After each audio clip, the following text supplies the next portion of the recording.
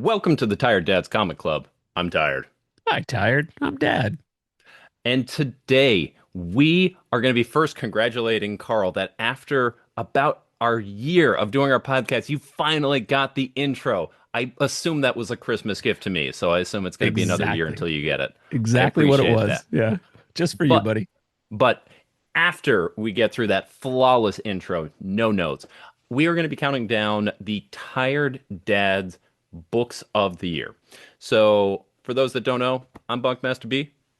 I'm Carl. We each have our own channels, and as long as things don't go like last year, we'll each be coming out with videos here over the next few weeks talking about our individual choices for what our top books are. We didn't all read the same books. We don't have the same tastes. So those will be coming. But what we're doing right now is we are going to be counting down the official favorite books that were shared between us and are the Tired Dads Comic Club books of the year. So I'm really excited. We've done some talking offline, kind of going back and forth about it. We've got a pretty good list that we're feeling good about, and I can't wait to talk about them. But first, Carl, Yes, sir. what is your Christmas level of stress right now? Well, it's high because inevitably, I'm terrible at gift buying. I'm great at buying for myself, which makes me the terrible person to buy for because everyone's like, "Oh, what do you want?" I'm like, nah, I don't want to ask for anything. But yeah, it's we got it. We're so far behind as always, and yeah, I don't know. We'll get there, but right now I'm just like, oh my God, it's already mid December. We're screwed. So, is the stress coming from purchasing for the kids, purchasing for the wife? Is it for decorating? Is it for family that's coming in town? Like, where's the stress coming from? It's just having the appropriate level of gifts for all involved. And we try not to go overboard with the kids. Like we really don't. We're thankful and lucky enough to have they have two sets of grandparents that are happy to buy them whatever they want. And so all of our best ideas for the kids go to them. And Hmm. then we're like, all right, well, what are we gonna get? So yeah, that's it's that. And then you got to kind of keep it even. My son's really easy. He's just way into Lego. We've talked about that before.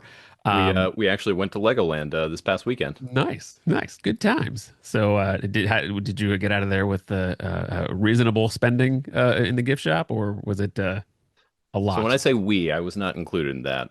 I was dropped off at GalaxyCon Columbus, and then the ensuing AEW wrestling match that went there. So it Oh, was my wife and our two kids. Um, but I don't believe they actually bought anything outside of Legoland themselves. So I think they did pretty okay, well. that's good. That's impressive. That's good. Yeah. So Lego sets they're easy for my son, and my daughter is like she's just really difficult. Just because she, I mean, she just she's okay with difficult in the sense where thankfully both the kids never really ask for anything and we're lucky in that sense. I mean, it's not like there's a huge list that they need, they want. They're very content. My daughter, I don't know if she just was buttering us up, but she was like, I just want us all to be together for Christmas. And I was like, that was, I mean, if that's genuine, that's amazing. If it's not, you're amazing. So it's like I'm impressed both ways. So yeah, so we'll get there. We'll figure it out. But yeah, it's the gift buying. So what's your biggest holiday stressor at the moment? So we're actually, I think we're pretty good on the gifts. I think we're sitting pretty, and all thanks to my wife on that. I did some chipping in. I got some things, but we like throughout the year we started to accumulate, and I think we're at the point where we're good. Um, I think we've got a little bit more decorating to do. We've been getting hit with a lot of snow and wind. Mm, I don't know if you've been getting that, but not it's really, no. yeah, we're about 24 degrees right now, snowy, icy, which I'm loving because it like feels like December, Seasonally appropriate. Yeah. but it also means that it's not great weather to get up on a ladder. So that's about the only thing for me, is just we don't have that, but we've got the other stuff that's out. The big stress that's coming is my parents come in from Vermont every year and stay with us. And I love my parents, but I don't live with my parents for a reason. Correct. And when they come and they stay with us for about a week, it's a lot. feels longer than a week. Yeah. Yeah, and especially because my wife will be off the whole time, so she'll be home at all points with them. I will be working for a lot of that. I'll be working from home a lot of those days, but I will still be working. Yeah. And there's some stress that goes with that. And they just got back from a trip. Literally this afternoon, text us, and my mom is like, "Well, I got COVID and all of this, and so just." It's gonna be a lot to deal with, and it's just gotta like mentally process everything that's gonna be coming. But I'm Yeah. excited. Yeah. Part of that Columbus trip was sort of a way for my wife to actually enjoy the holidays. She loves Christmas and like just the holiday season, everything. But over the last few years, she feels like so much gets put on her, both as a mom and a daughter, and just like someone in the middle of everything that she feels like her job has to be keeping everyone happy instead of getting to like enjoy Christmas with her family. That part of the reason we all went down as a family this weekend was her idea was if we go down to Columbus and we're not at home, I can't do anything Christmas related. Like I have to be in the moment here With the with fam. the Yeah. family. Yeah. And it worked out really well that way. So, That's smart. That's good. Yeah. yeah.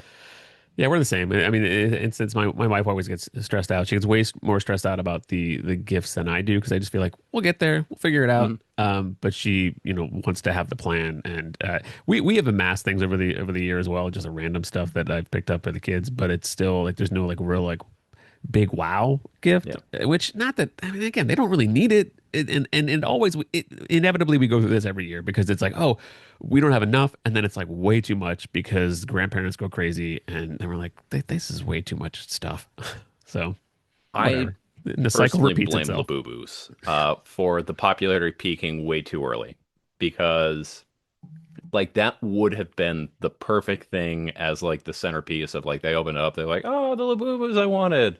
uh, But like Labubus are on the way down. We got our knockoff Labubu like way a while ago. Actually, it wasn't even us. It was my kids' aunt and uncle. They came in and they got the kids knockoff Labubus, which were good enough for them.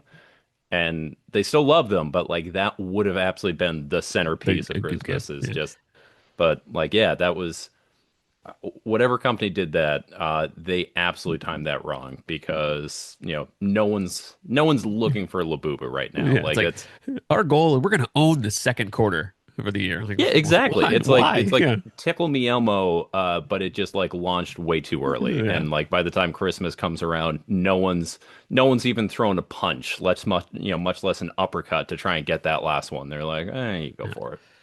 Thankfully we missed that completely. My kids were like oblivious to what was going on. So They were big in the schools, so yeah, a lot of their that's my I mean daughter's that's friends the way had it them. happens, right? Right. That's how it happens, and but yeah, for whatever reason we missed it completely. So wasn't complaining, wasn't asking questions, just let it go Yep. by. All right, cool.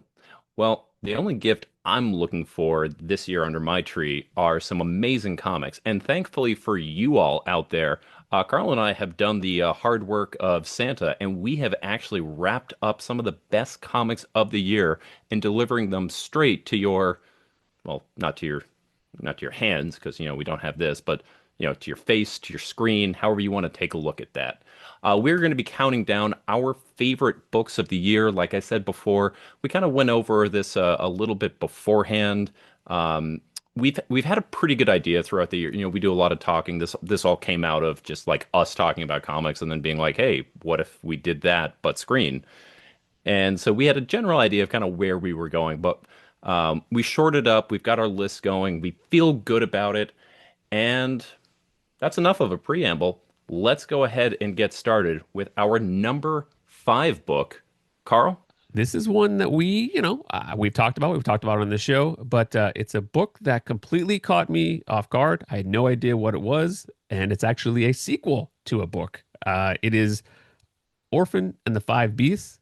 We both grabbed number Hey, three. check it out. That's the one was like it was the most recent one, so it was handy. Yeah. So this is James Stoko.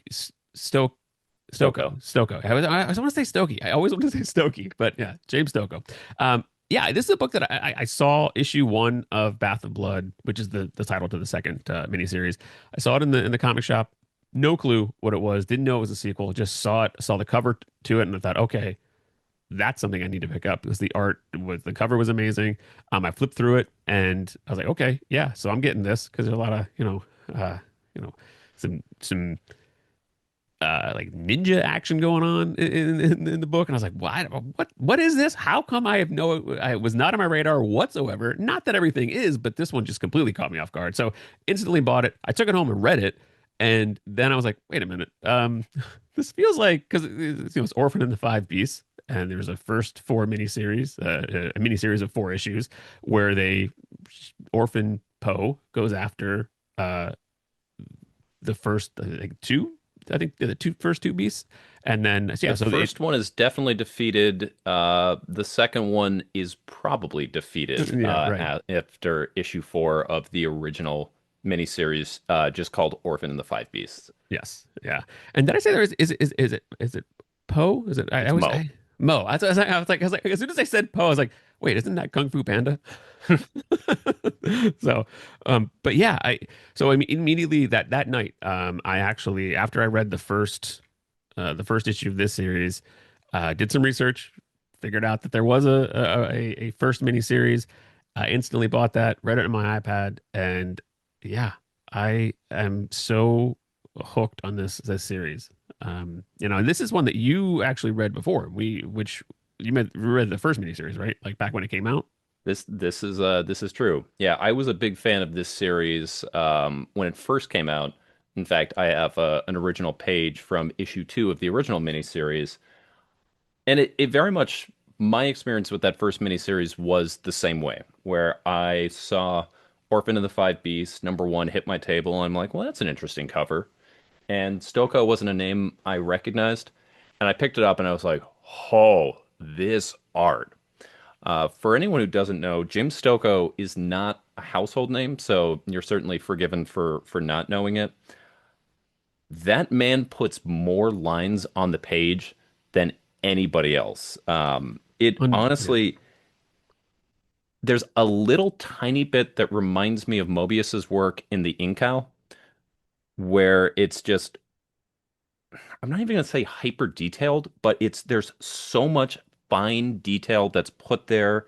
There's so many things that are cross shaded that, other artists would have just simply blacked out, but given texture and everything there.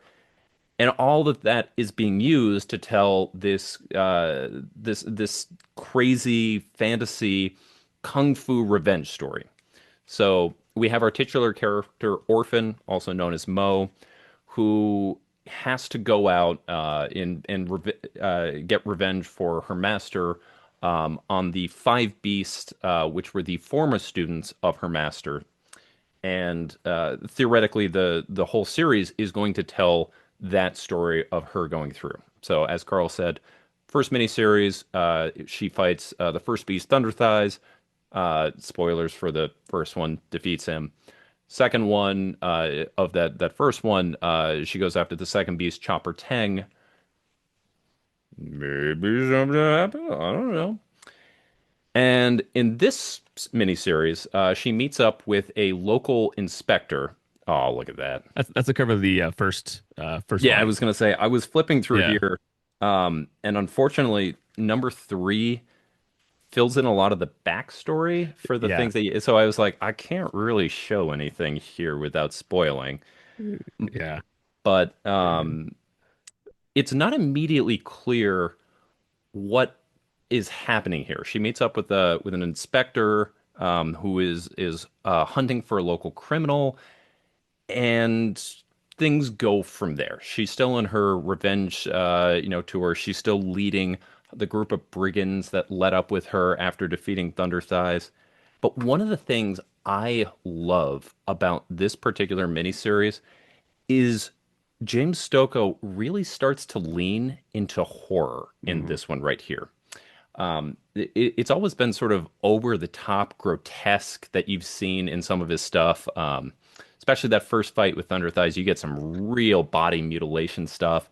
Yeah. Not a series for the squeamish. Yeah, the chopper tang, like those scenes Yep. when they yeah, yeah, But definitely horror and gruesome and body horror and yeah. yeah, there's a lot of body horror and just again the some of the blacks that are used and the darkness and the contrast are done really, really well. And I would Yeah. I would feel comfortable qualifying this miniseries as a, you want to call this horror?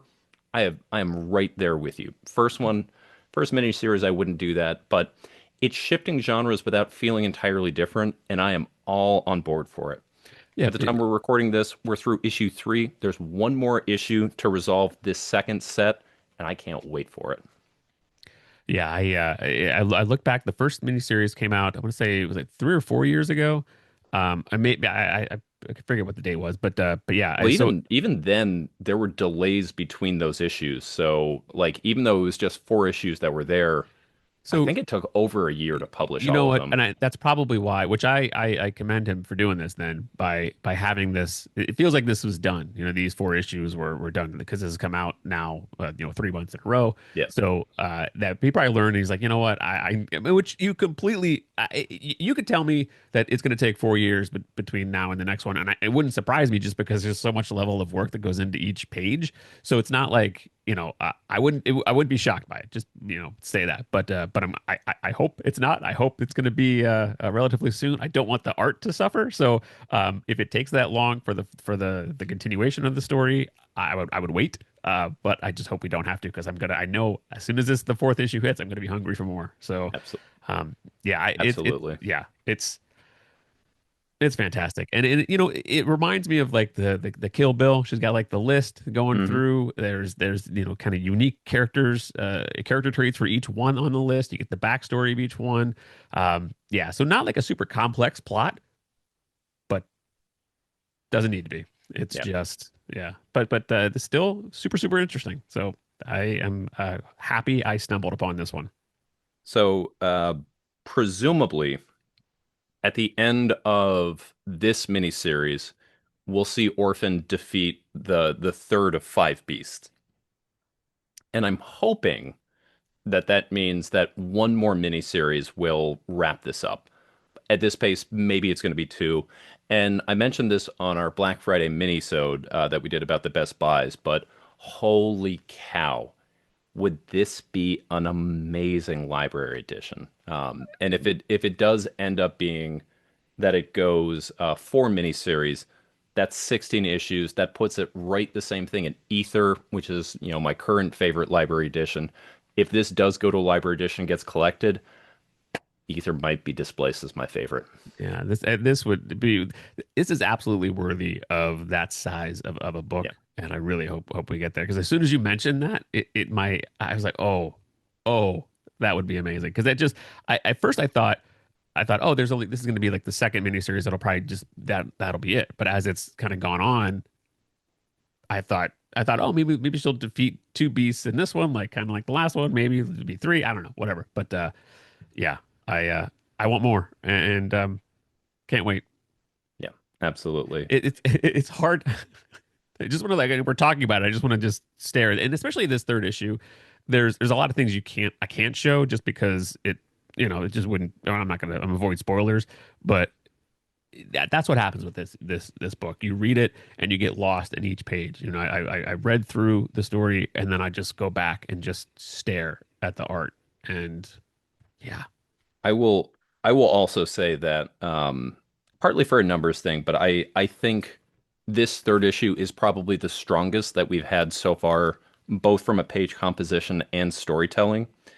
And if it had just been the first 2, this would have been a book that I was really excited to talk about with people, but it wouldn't have made my year-end list. But with this issue 3, this was one that I was going to find a way to sneak into any list that I'm doing. I love this book. I can't wait for more. yeah, absolutely. I would agree with that. The third issue was really the backstory of a character. That was great. It's fantastic. All right. So, Carl, for the first time, we're going to be talking about this book tonight. What's our book number 4? Book number four. Let's see here. It is Out of Alcatraz by Christopher Cantwell and Tyler Crook. Now, Tyler Crook's one that you kind of turned me on to, and this title is one that my shop owner, when as it was coming out, was like, "Oh, you should check this series out." I was like, "Okay, I'll get to it," but I try to keep the pull list kind of minimal, just to not overwhelm the It never each works. week. It It never never works, right? works. You So I try, was and like, there's too many great comics coming out. yeah. I didn't buy the number one as it came out, and then I forget what I think I saw some of the art from it, and then I went back like the next week, and he didn't have any more copies of number one, and he didn't like order anymore, and I was like, well, all right, well, I guess I'll just wait, and yeah. So when then the trade came out, then I had to grab it, and then instantly I read the whole thing that night, and fell in love with this book. The watercolored art we talked about, Tyler Crook's art, and it's just stunning, stunning stuff. And it takes the real story of the Alcatraz breakout, and it kind Alcatraz, of of course, being a secluded prison just outside of San Francisco on an island, only been one recorded escape in its entire history. in what 1963, 4, something like that. I don't know, but yeah. Three prisoners broke out, and they were never found. And there's been a lot of it. When that happens, there's did they drown? Did they make it to land? Did they finish live out their lives somewhere else and just never avoided recapture? And so there's this kind of the myth of what happened to these guys. And this book kind of takes that idea and provides an example of what could have happened to them. And what it provides, the story it tells is, it's great. It's about escaping your past and creating your own future. And there's just, I don't know. I read through the whole thing, and then I immediately wanted to read through again. I just haven't yet. Mm. But it's sorry again.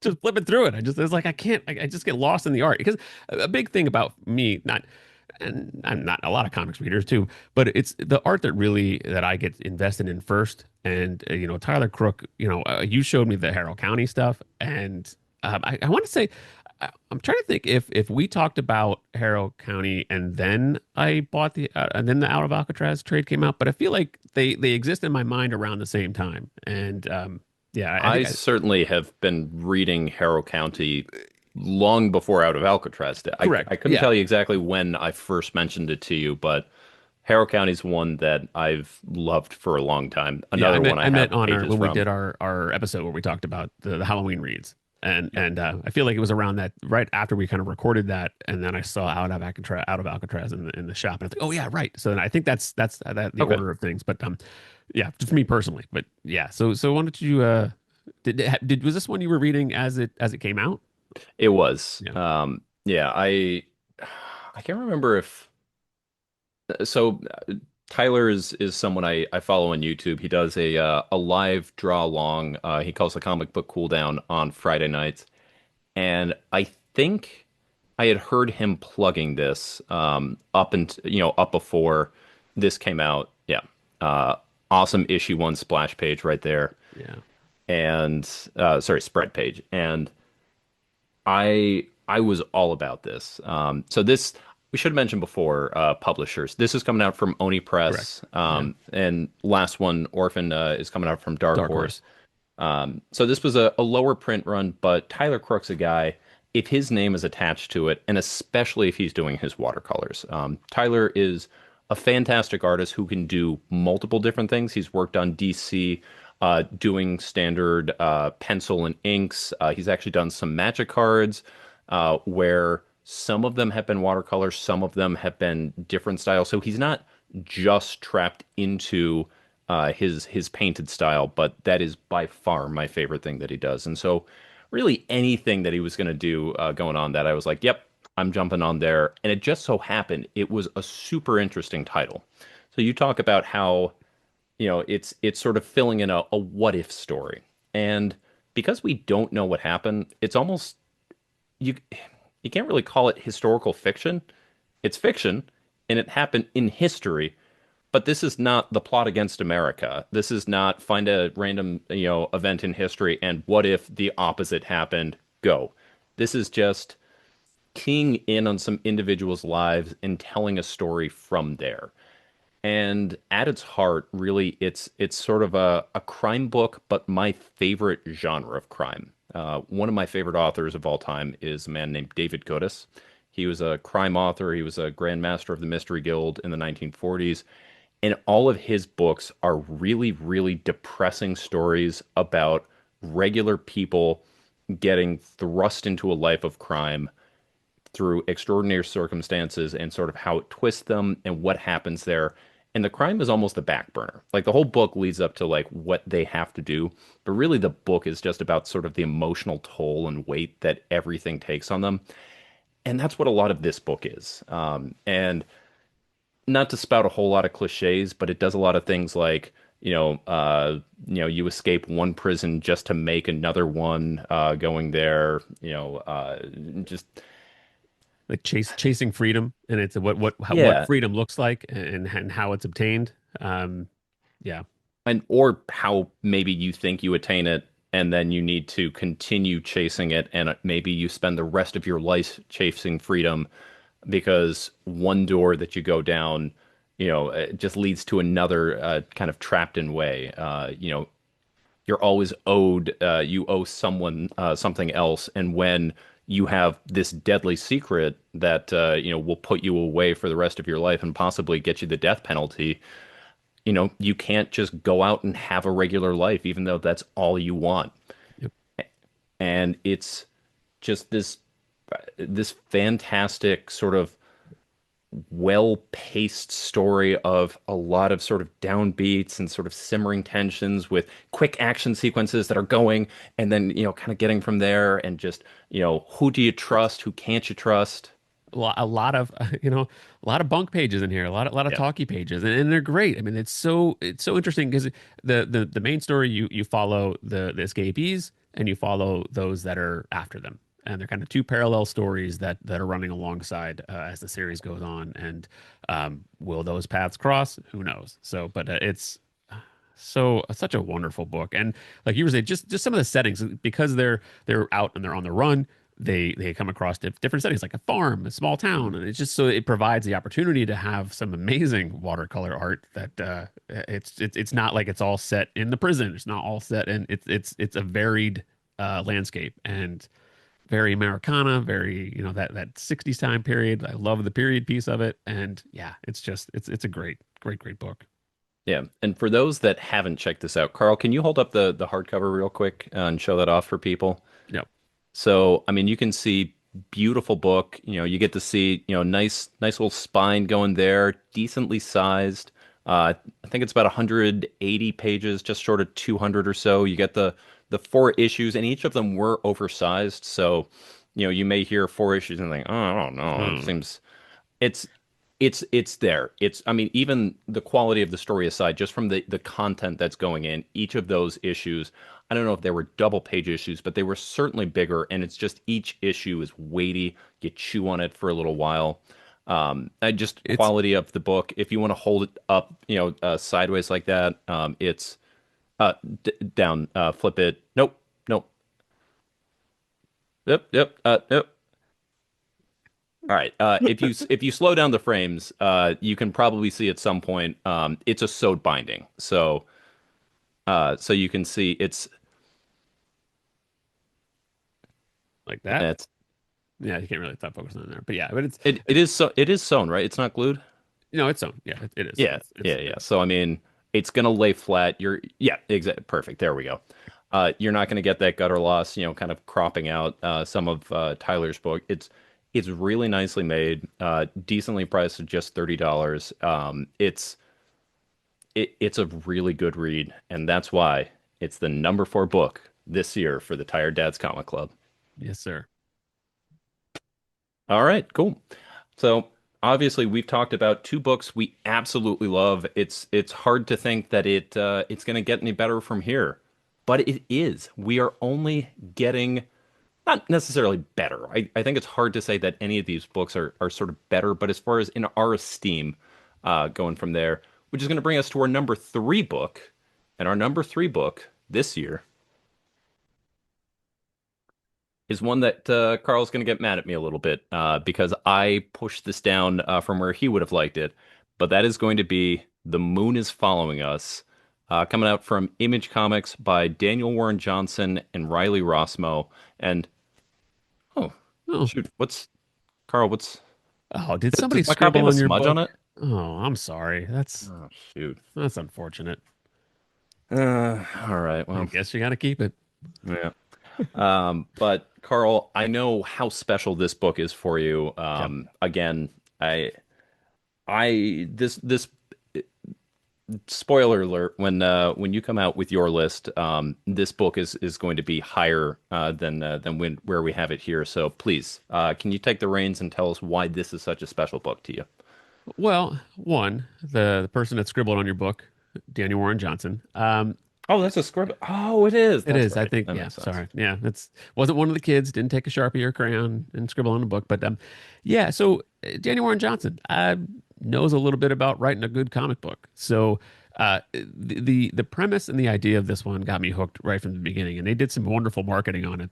It's Daniel Warren Johnson, Riley Rossmo. They are partnering together. They do both do art duties. There is a story about two parents and their 6-year-old daughter Penny, and every parent's nightmare, something happens to their daughter, and she just doesn't wake up one morning, She and doesn't wake up. doesn't wake up, and they don't know what's. They try to wake her up. There's a panic involved. They try to desperately to try to wake her up. I'm trying to think how I could describe what happens in that scene. If only there was like a picture or some type of drawing that would Oh, capture it. oh, I Um, I got you covered. oh, thank you It so it much. looks a little something like Yeah, this. it does. It looks oddly similar to that. Yeah. Hmm. That page.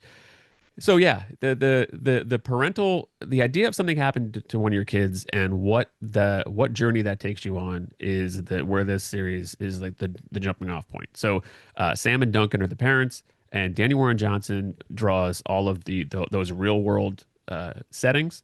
And what you learn is that Penny is trapped in her dreams, and Riley Rossmo draws all of the scenes set inside Penny's dreams. And there's an adventure that happens that they are shown a way of how they can possibly help their daughter, and they are able to kind of Matrix style enter the or Inception style too. They are able to enter Penny's dream, the dream world, and they what happens from there. Um, yeah, it's a 10 issue series, and it just is such an emotional roller coaster ride throughout. Can they get to their daughter? Who's behind? Is there someone behind? How is this happening? They chase those answers, and it's just there are. I don't want to say that I don't cry in comics that much, but I do. I really don't. I'm the emotions get to me, and I'm impacted by them, but I rarely like physically cry real tears.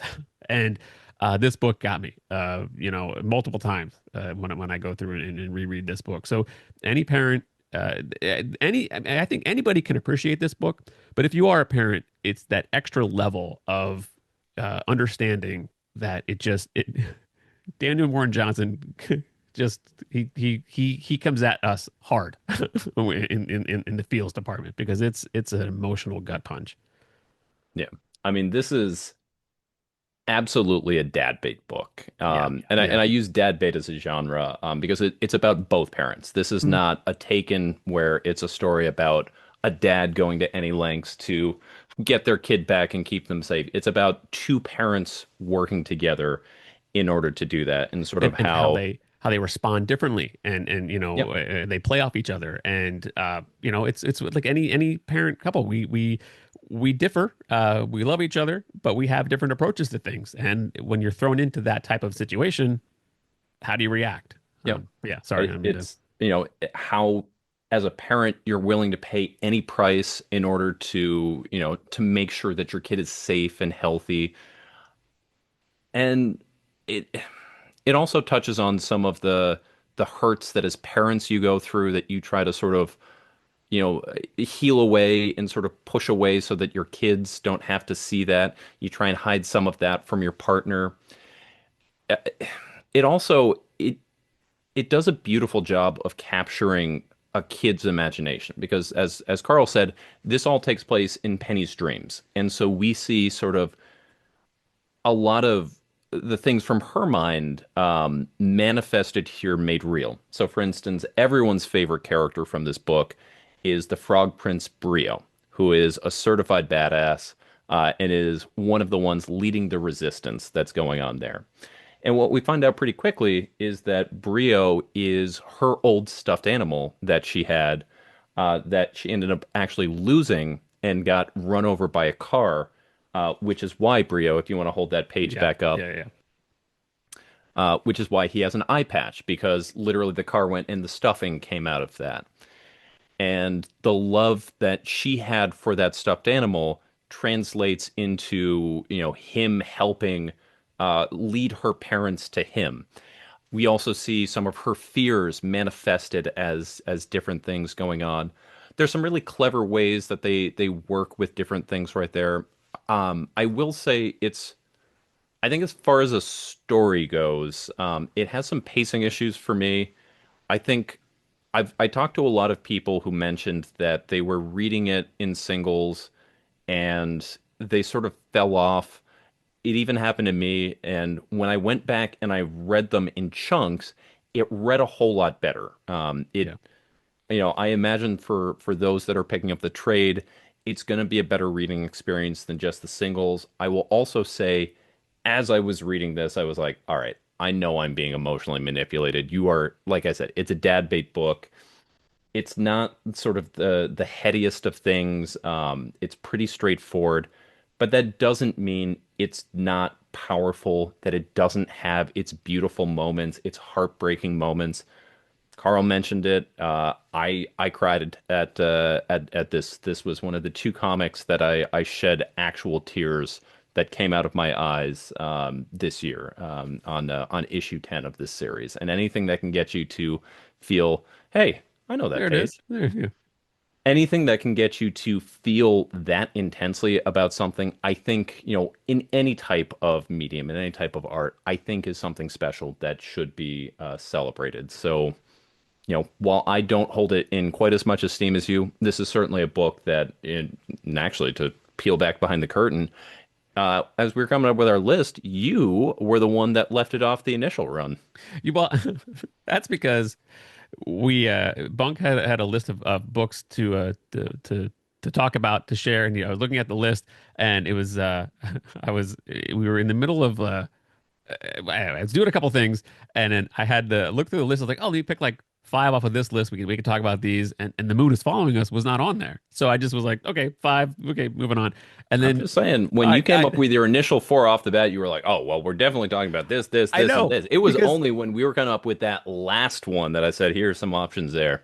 completely forgot because Was I was not one basing of it off of your list. was Why not was it one not of on the your top list? four books that you put out right there. You had like 15 books on that list, and I didn't, I think it's closer to 20. yeah, I well, have a whatever, yeah. problem. Yeah, so, but yeah, when I have my list that I have here on my computer, my list, it's definitely on there. But yeah, it's yeah, it's one that, and maybe this might, I agree with you in some of the pacing issues, and even the Danny Warren Johnson talked about how he really wished that they could have done a double size issue one because issue one and issue two are really 1A and 1B. Like you get the hook of the story once you get to the end of issue two. And I think a lot of people I think read the first issue and I'm like, okay. I was one of those Right. people. Yeah. So I stayed with it because I was like Danny Warren Johnson, Oh, I'm gonna read this. Yeah, yeah. clearly I Not that you like continued to dropped it read off. it, Right. but Yeah. it Um was the first time I read a DWJ book that I was like, I don't love this. yeah. And I have the I same like it. It's good. And uh, like Brio's a badass, but like I don't love this in the way that everything else I picked up issue one, I've been like, I hell think yeah. the idea of it also being a collaboration and it's like, well, what's the split here? Why does this need to be? And I've had a similar conversation with other people about the series as well after reading issue one. And but yeah, so I think they realize that. But I kept saying to people like, once read the trade, and it's going to be a fantastic read. And actually, you could even wait. Maybe don't wait because I don't know how long it'll take to get like a deluxe version of all 10 issues. But the second volume coming out, I think pretty soon. I think like the 17th, December 17th, the second volume comes out. But yeah, it reads great in a trade.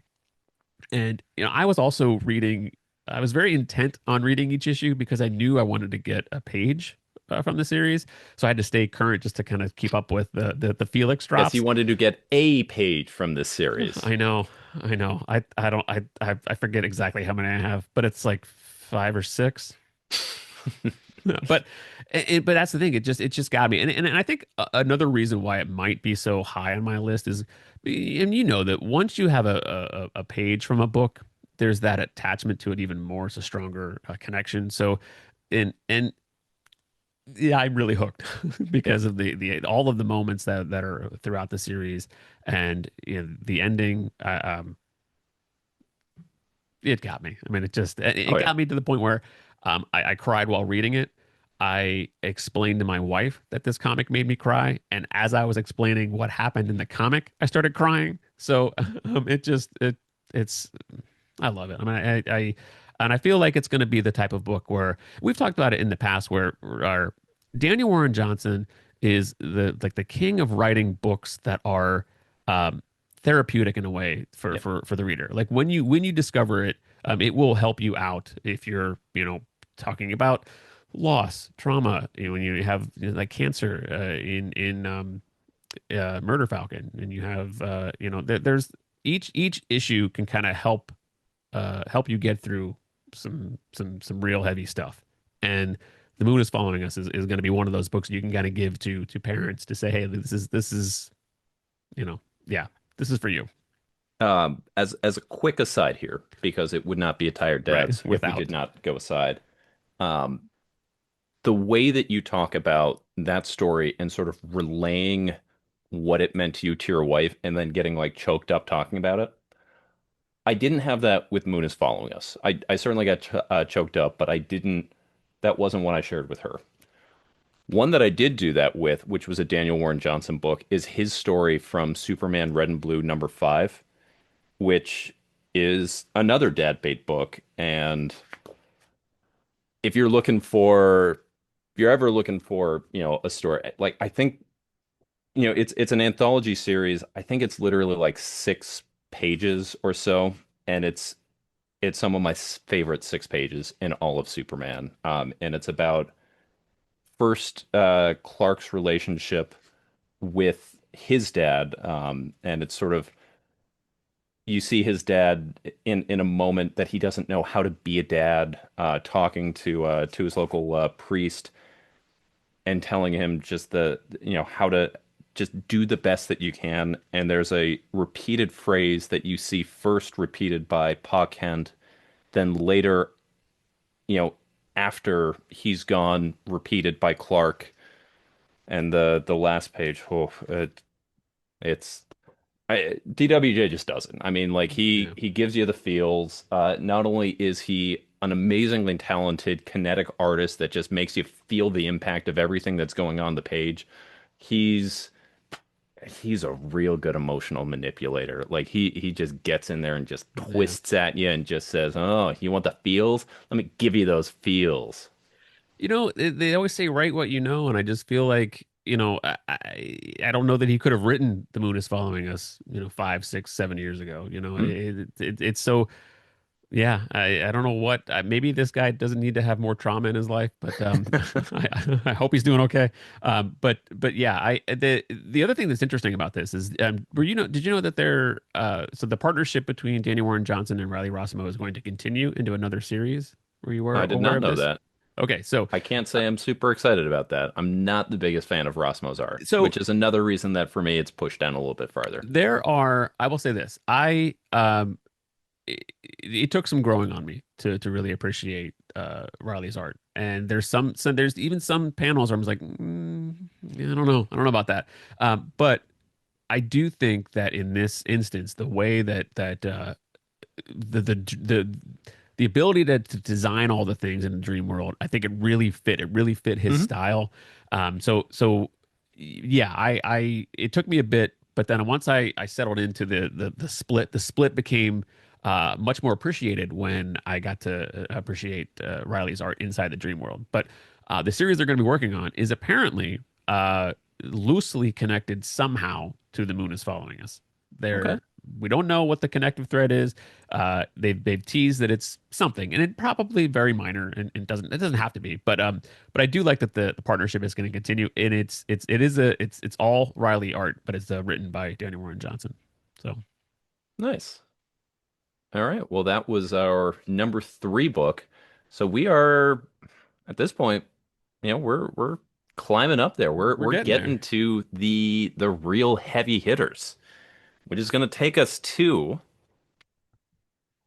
our number two book, which was an absolute favorite of mine. Of course it is. It's the number two book right here. And it's one that's been talked about on this channel before, but not by me. And that is We're Taking Everyone Down with Us, written by Matthew Rosenberg, and I have to check the artists. Stefano Landini, colors by Roman Titov and Jason Wordy, and it's a Matthew Rosenberg book. Of course, the letters are done by Hassan Otsmane El Hau. This is a spy book from the perspective of the supervillains, and also the spy's a huge jerk. Yeah. Uh, Carl, you want to tell us a little bit more about the specific plot outside of just sort of the Yeah. structure? So another dad book, maybe not a great dad, but a dad.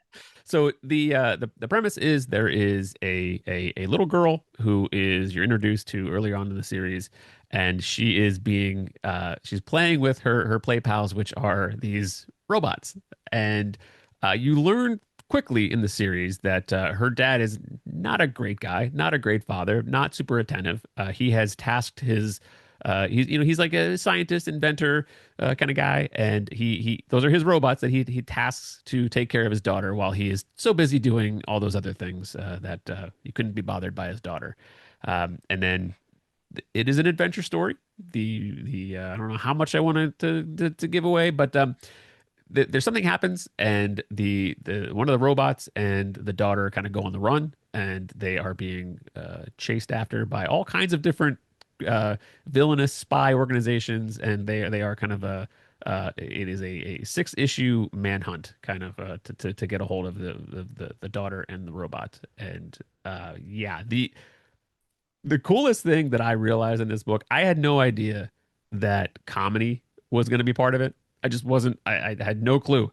And as I'm reading it, I'm like, oh my God, this is hilarious. There's actual, good, solid jokes that land, the dry humor that I just absolutely loved, mixed in with all of the espionage spy, all the kind of the James Bond-esque villain type characters. And it's fascinating. It is such a wonderful read, and it's the big. Yeah, go ahead. Sorry. Well, I wanted to. You mentioned that you weren't expecting humor coming into this. Was this your first Matthew Rosenberg book you ever? Okay. Yes. Yeah. Yeah. Matthew Rosenberg, I think, is one of the funniest and most clever writers who's out there. Anyone who doesn't immediately know the name, he often works with Tyler Boss. He was the one that wrote Four Kids Walk Into a Bank, an all-timer for me. Another one of those very quick, witty books. He's written tons and tons of things, both Marvel and DC over the years, each of them characterized by very quick, witty dialogue, interesting panel layouts where we go from lots and lots of talking heads, oftentimes then interspersed to moments of quick action. So yeah, There's a I like how there's a scene where the one night it's the dad talking to his daughter. They had a kind of a little bit of a fight, but they're, he's saying goodnight to her, and it's this kind of somewhat of a tender moment. You turn the page, and then there's some spy action involving the spy character, and involves some nudity and some nighttime activities. And so you go from like the tucking the daughter into bed and like, good night, honey. You turn the page like, oh, okay. So yeah, I loved all of that, the Uh, balance of it. uh, Speaking of humor, and especially, being a dad book, us being the tired dads, one of my favorite panels that you get very early on, after, like you said, the dad is very out of touch with being a dad. He is very much a scientist first, an evil scientist second, and then 40 other things, and then a dad. And so he's very out of touch. And she, we should also, they live on an island lair where there are no other children. So she spends her entire, days going through just playing with robots, barely seeing her dad. And there's this confrontation that she has where, she says, "I am a child, you pompous old man." And you go, "Wow, what did you say?" And she doesn't back down. And like they kind of go through and they come to a little bit of an understanding.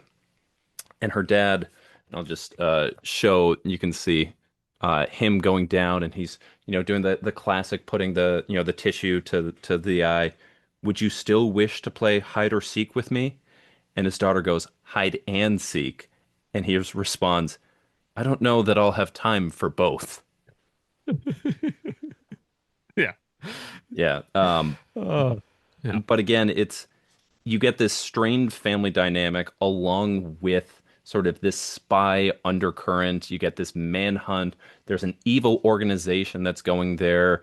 You have the MI5 equivalent, and also Rook, which we get branded here. So is not the beloved James Bond figure that he is.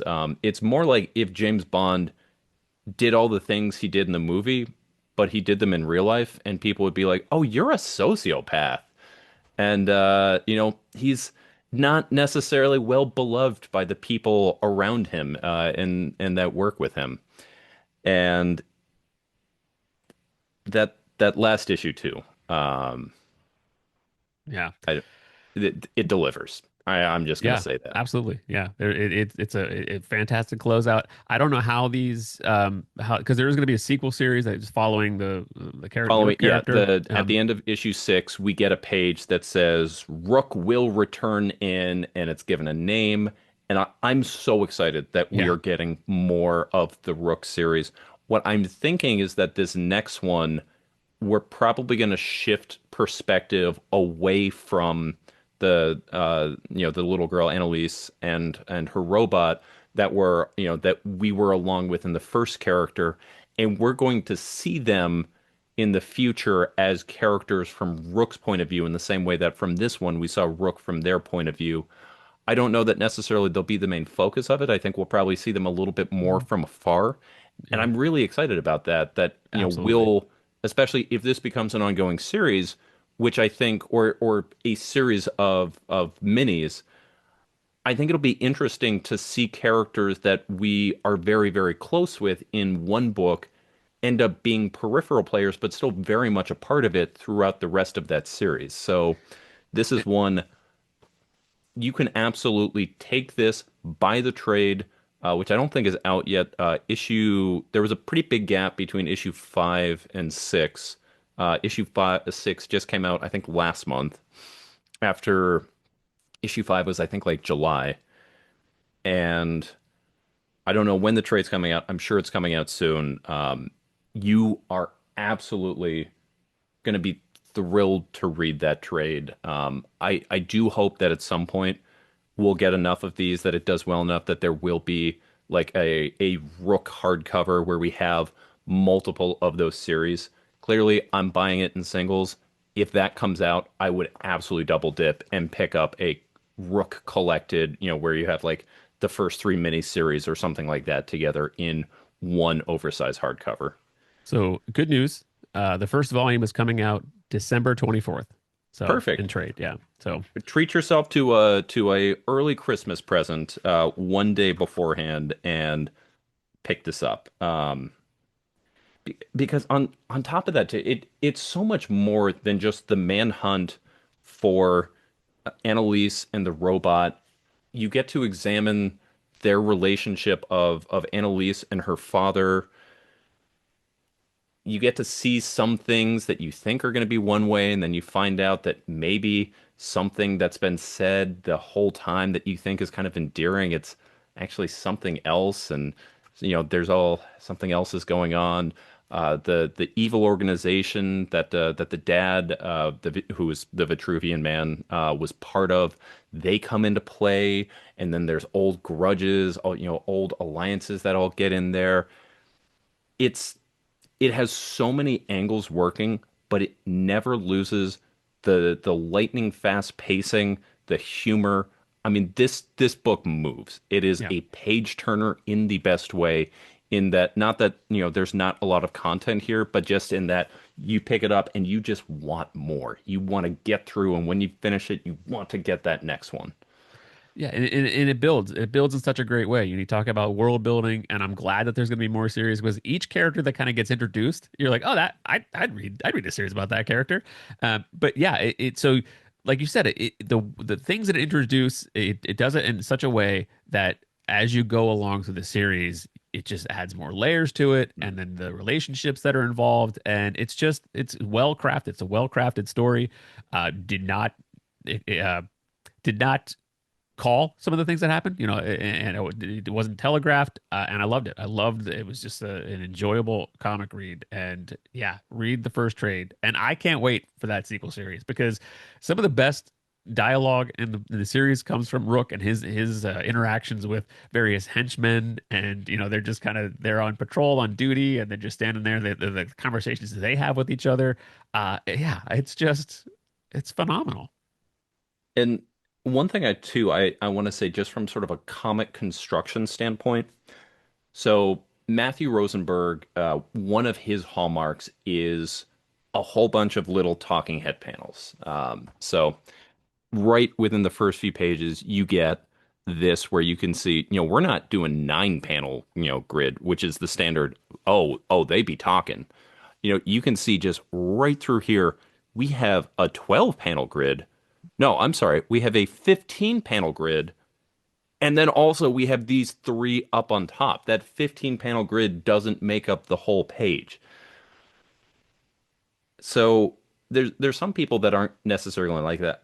As people know, I like my comics on the talkier side. So like I see that and like I'm all about that. But it is, there's something to be said that that's a little bit of a, less sort of exciting page layout where there's no background outside of that color, and you get the different faces that are going there. But Through the yeah, series, you start to see Rosenberg play with sort of the setup of that. And what I'm thinking of specifically is the chess game. And I don't want to say anything more than that because I don't want to talk about yeah. who's doing the chess game. But there is a section where two characters are playing a game of chess, and you get a very similar. It's a talkie situation. So it's two people having a dialogue over the game of chess, and it's very similar to that, but it uses the chessboard as the actual sort of the boxes for all of the talking heads, and then uses the movement of the pieces to take you along and show you sort of the path of the dialogue. And I thought that was a really clever way to give some excitement and movement to something that otherwise would be a very static image. Yeah, and I like when so yeah, so talking head pages, not everyone's favorite. However, it gives you the opportunity to really focus on the dialogue. And sometimes they do talking head pages and the dialogue is just not that great. And you're Hmm. like, oh, can we just get to the next page? But here, the dialogue is just as much of a star as the art is. So it's a testament to the writing, and I love these characters. So yeah, if you give me dialogue like that, I'll read as many talking head pages as you want to give me because they're great. Before we get off this one, I do just want to give a quick shout out to what is essentially the sister series of this. So I mentioned before Tyler Boss, who is a longtime collaborator with Matthew Rosenberg. While Tyler Boss was not on this title in any capacity, they did launch dual miniseries at the same time. Now, there's no connection between the two of them. They aren't in the same universe. They're not the same genre. Pacing wise, they're very different. Art style, they're very different. However, they launched on the same day. In fact, I think up until the gap between issue 5 and issue 6 on this, each of them came out the same day. And in fact, they went on tour together to promote the launch of each of their series. That series by Tyler Boss is, oh You'll shoot, do bad things. yeah, you'll do. Sorry, I could picture Yeah. the baby Yeah. doll killer head and going there. Um, that it I I actually thought that was the one I was going to be more excited for. I love a spy series, but the idea of just a spy series without knowing all the hooks and everything like that, I was kind of like, I don't need to read a spy series in singles. In fact, I was actually going to skip that one in singles and read it in trades until Rosenberg came to my shop, and I was like, well, I have to buy this and support it. And then I picked it up and I was like, oh, I have to Oh, I buy have. this. Yeah. Yeah. Um, but the other one was a story about basically a true crime writer who is trying to get out of that genre and gets stuck in a rut and can't seem to get beyond it. And he's trying to write a romance novel, and he finds himself falling back into just old habits and writing gory, gruesome crime scenes, just as sort of like an exercise to get things out. And what he finds is that the scenes that he's writing end up happening in real life in just the way that he is writing them. And you through the book, he doesn't know what this connection is, why this is happening. You find out a little bit more about his previous case that he worked on, his relationship with his family. I don't think it's as strong in many respects as We're Taking Everyone Down With Us. I think it did a really, really interesting use of color and thematically. Like I was actually taking notes about you can see like in dialogue scenes the use of color showing sort of like shared ideas, ideology, and like backgrounds will change as alliances happen there. I think there's some very subtle things that are cool. I just don't think it is as strong a series, which is hard to do when we're talking about the number two Tired Dad book of 2025. Yeah, same thing happened to me when they both came out. And, as I talked about before, trying to keep the pull list down, I bought both of them thinking like, oh, well, maybe I'll read both. I really liked You'll Do Bad Things, the first Hmm? issue. I'm going to circle back to it. I didn't finish it because I was like, then I loved We're Taking Everyone Down With Us so much. I was like, oh, I'm going to keep getting this one. And Yeah. then end up buying probably both trades. So, but yeah, it's one that I didn't finish out, but the hook got me. I thought that's really strong. So, Yep. Definitely You'll Do Bad Things is worth reading. It just it doesn't quite rise to the ranks that this one does. yeah. But you know what book does rise to the ranks of this one, and maybe even a little bit farther, Carl? Well, what book would that be? Well, that would be the number one book of the Tired Dads Comic Club in 2025. And that book would be A Sort of Crisis Events. Yes, sir. This, I, there's so many things that can be said Yeah, about it. right? I guess the Yeah. first thing that we should say, so this is a book written by Dennis Camp, with art by Eric, is it Zawa? Yeah, Zawadzki. Zawatsky. Yeah. Who's the Uh, letterer on that? Hassan Atmani. Oh, I see. I always say, yeah, yeah, yeah. Here's a quick cheat code. If you are looking at a book and you don't know if it's going to be good or not, if you see Hassan's name on it, it's going to be good. And part of that is he's a great letterer who, is able to sort of affect the plot. But also just I swear that guy only chooses projects that are just great projects. The same can be said for colorist Jordi Belair, who does some really, if you want to see a book that's going to be not your conventional coloring approach to a comic, but you're going to enjoy that book, Hmm.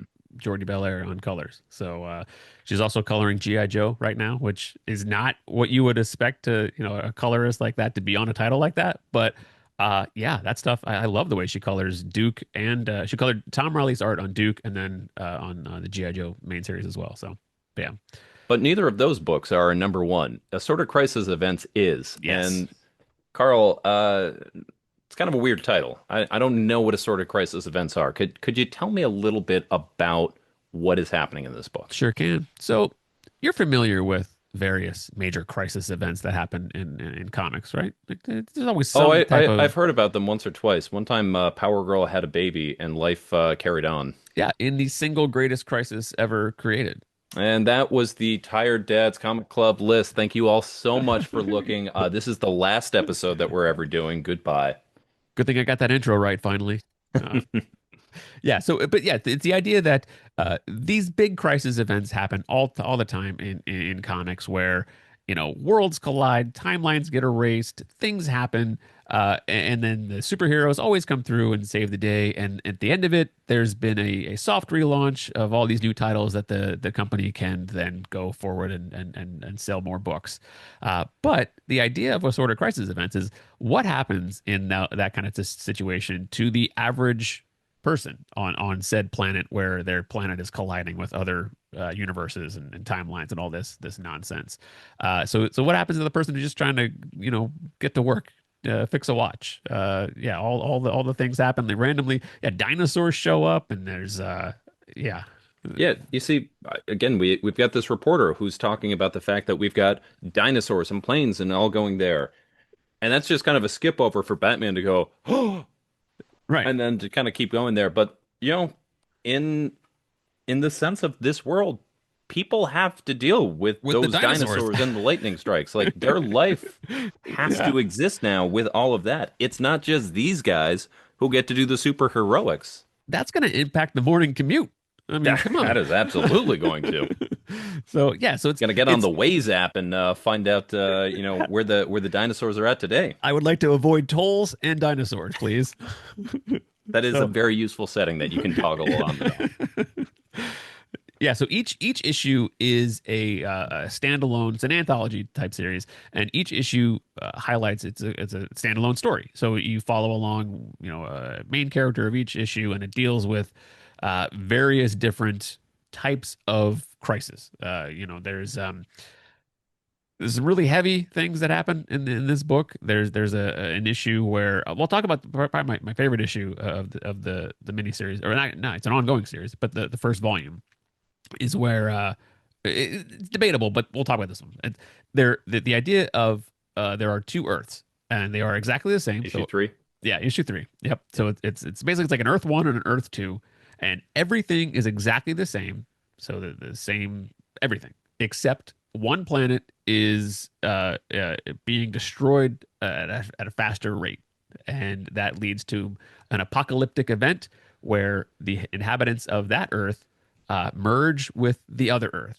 Would And you what say there's happens? like a crisis on these Earths? Yeah, there's crisis on these two Maybe not Earths. They're infinite not Earths, infinite. but There's it just like there's just crisis these on two. Yeah, well, yeah. it's like a limited kind of thing. It's more manageable, easier to chew. And it's a really interesting what happens, because what you're really dealing with is the topic of immigration, and the citizens of this Earth One. Uh, uh, are they welcoming to the citizens of Earth 2, even though it's the same? They are. It's just another version of yourself. So like a family shows up at the other version of their own house, trying to just live and exist to Literally, escape. you hear a knock on your door. You Yes. open the door, Yep. and there's Carl looking you in the face with Ah, yeah. your wife and Yep. your kids Yep. standing there on the doorstep, Yep. all while your wife and your kids are inside your house. Yep. And now what do we do with the other us? And so it's a really intriguing book, and uh, a- there's a lot of social commentary in these comics, and that may or may not be your cup of tea. I don't look for it in every book that I read, but when it's done this well, I think it's very fascinating. And each issue It hits differently. Each issue kind of strikes on a different type of life experience, and each one of them stays with you. Every issue, some of them stay with you to the point where I think I've told you this before. Issue two is really heavy, really, really heavy, and I read it. I read it twice. I read it because I was still kind of getting used to the idea of what this book was about. So I read it the first time, and I was like, "Whoa, what the heck did I just read?" So I read it again, and I was like, "Oh, that is what I just read." And I haven't read it since. So when I went back and reread the trade, I skipped issue two because it's heavy and uncomfortable, but I'm glad I read it. What's what's funny about that being issue two is I felt very similar to issue two of that as I did with issue two of The Department of Truth, which was a book that I was enjoying a few years back that dealt with uh, school shootings and the way that sort of people can cope with one of the most horrific things out there and how they can sort of self-delude um because the fiction allows us to believe things that are that would otherwise be too hard to go through. And it was, I think, the best issue I read that year. And as soon as I finished reading it, I was like, thank you very much. I would like never to read this again. And I had a similar feeling with issue two Mhm. of this one. For those that have read it but don't remember the numbers, that was the meat packing uh, issue. So one thing that made this series tough for me, as you mentioned, this is an anthology series, and each issue focuses on different people going through different events in time and sort of how that affects their life and sort of everything that happens.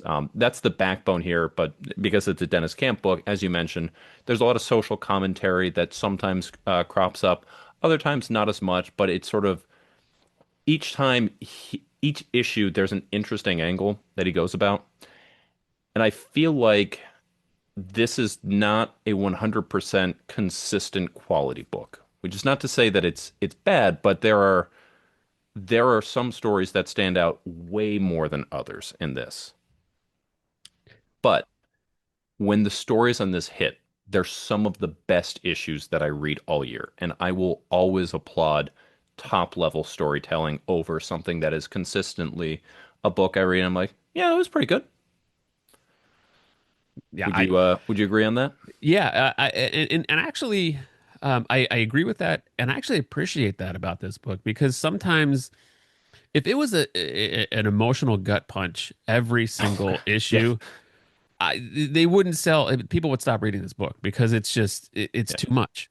So I think kind of dialing it back a little bit on some of the stories is important. You still get like the one where the girl was trapped in she The loop. relives yeah she relives Yeah, I think it's like a 15 or 20 minute loop, and it's a very traumatic yeah. her parents are fighting and she's trapped in that moment for like 60 years or something like that. It just Hmm. keeps reliving it. And I wouldn't say that's one of the strongest issues from my I would standpoint. agree. However, I thought it was a good read. Hmm. And it didn't stay with me as long as some of the other issues did, but that's okay. It's still what it still provides is the art, the panel layouts that tells you it helps tell the story as well. So if this is her stuck in that time loop, and you just get all of this chaotic dialogue going on. You can read it in any order, but that's the point. The point is that she's just trapped in this endless loop of you know trauma. And how And does you that? get to see that not just in that double page spread, but literally the first page of it, you get to see sort of a Yeah, cycle of abuse and violence and sort of that yeah. going That on. actually, yeah. In looking at that, that second one is her. I think when she's done, once she's beyond that trapped in that loop, it's her having to cope with. carrying on her life because it her life picks up at the exact point where that 15 minutes ends. So she's having to continue her life with having gone through 60 years of that intense trauma.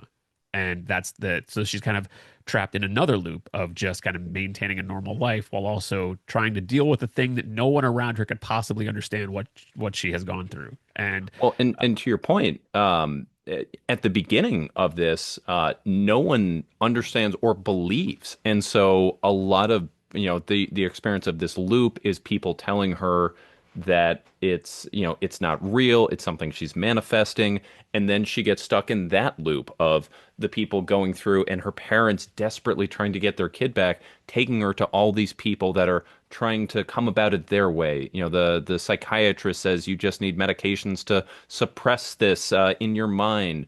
The psychologist says you need to talk out your trauma. And no one's wrong for what they're doing, but no one understands because at this point, the crisis is still new. People don't understand that time is dilating and is affecting people. And later we get to see she goes to a support group from other people who are experiencing similar time-related events. So, yeah, I would agree. I thought that one was not one of the strongest issues there, but even that, it was still like there was something there to be enjoyed. And I think your point's a good one that honestly I hadn't quite thought about. But actually, as I was listening to a wrestling podcast today that featured John Cena. Of course, Bunk turns this back into a wrestling talk. But they were talking about his match that he had against Brock Lesnar earlier this year, which was basically an 8-minute squash where Cena in his last year limited events, one of them they spent him getting in the ring and just getting thrown around the ring by Brock Lesnar, and then it's over, and everyone's like, what? that sucked. Why did we watch that? That Yeah. was dumb. We didn't like that at all. And John, like people, the interview asked, and he was like, "Hey, talk to me about that match. Like, why? Yeah. Why did that happen?" And he pointed out that if you're doing something, if you have to have those lows to then build up to those highs. If it's just all those highs all the time, if it's just banger after banger after banger, you don't necessarily appreciate it. But he said, but the next match that we did, I got to do with AJ Styles, and people, you know, were overjoyed by that one. You got to go out and look at, this amazing match between these guys that was even more accentuated because the last one was so disappointing. I don't know that I necessarily agree with John's point, but I can at least understand it. And I see how that's going on here too, where if every issue was an issue two, I'd be like, these are some of the best comics I've read. Please take this off my pull list. I can't I'm deal with done. this. Yeah, I yeah. And I'm But I'm glad. I'm glad they kind of do that. It still keeps it interesting, but yeah, I don't know. I'm glad it's not full of issues I can't read anymore. And I will say too, I mentioned earlier when we were talking about Moon is Following Us, that Moon was one of the two books that made me cry this year. Issue six, which is not included in the trade, or at least this first volume, yeah, right there, the puzzle issue was the other one. And I will also say the bar for entry on me crying was way higher on that one because I read that at the gym while I was on a stationary bike surrounded by people. And I was just like, come on, man, pull yourself together. You can't be crying here. Like, I put it down. I tried to like get myself up, and then I opened it back up and just went there. Yeah. That one again, it's a little bit baity.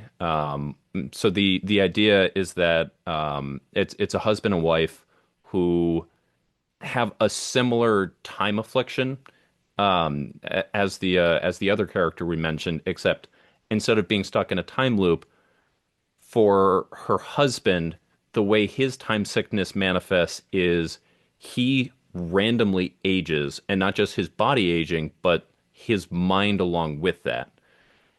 And it's the hardness of seeing the person that you've dedicated your life to and you've planned on making, this life happen, suddenly now, you needing to change their diapers at time.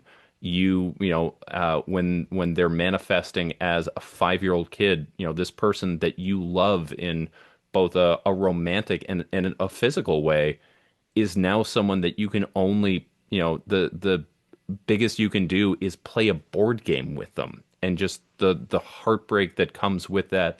And of course, this is a stand-in for any type of debilitating disease, like dementia, Alzheimer's, that artificially takes away the people that we love most and replaces them with someone who doesn't know us.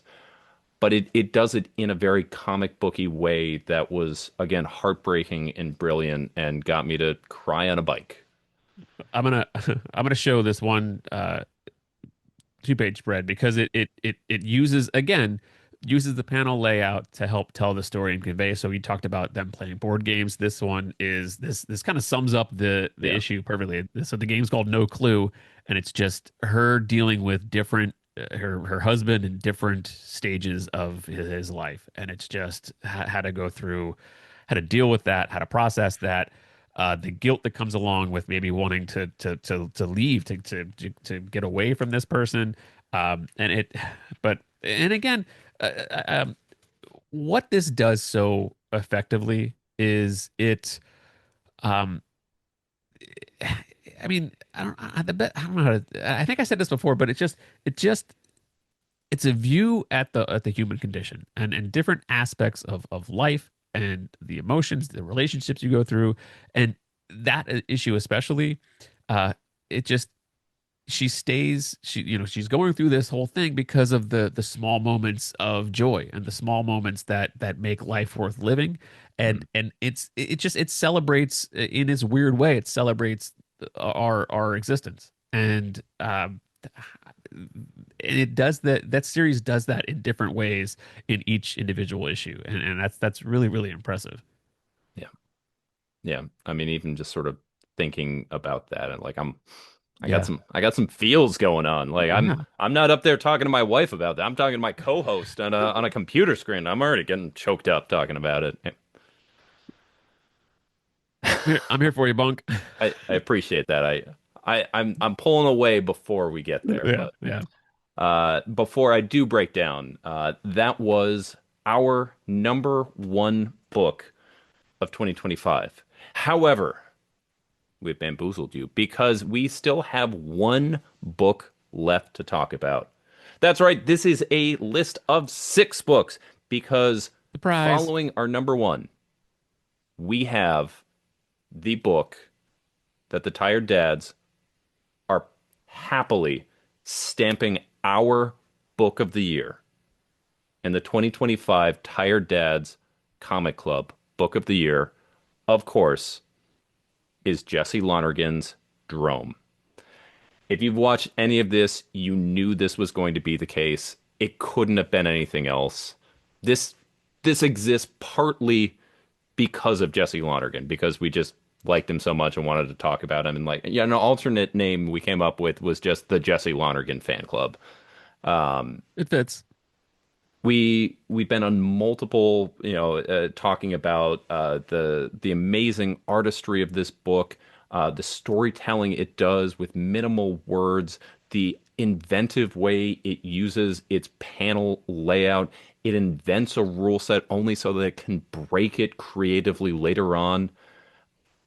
It This book we are not going to be alone in naming this book of the year. This is rightfully going to be getting its flowers.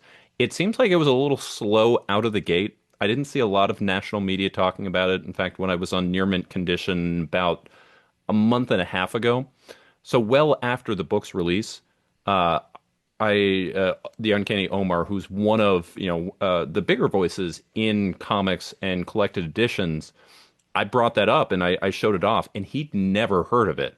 It's not a great sign because he's one of the big voices that's out there. But I do think we're starting to see now. I have seen, I shared with you and Delta. IGN had an article, Drome is one of the best books of the year. It's one of the ones they're considering for their book of the year.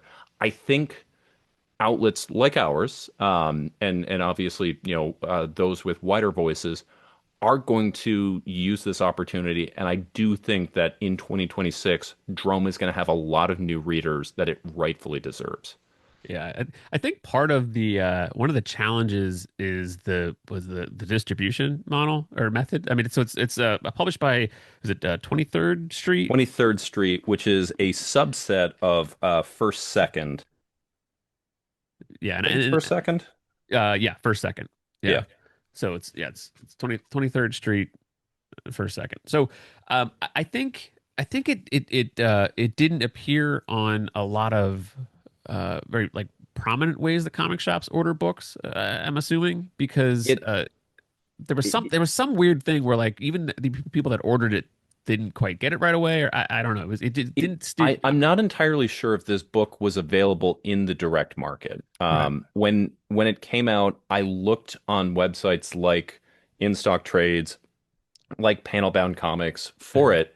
None of them had it. And when I put up my Heroes recap video, I was emailing with Jesse a little bit, and I said, "Hey, is it cool if I show some of the preview pages and talk about it?" And he's like, "Yeah, totally, that's fine." And I was like, "Is there a place you'd like me to, to promote that people can order it and pre-order it?"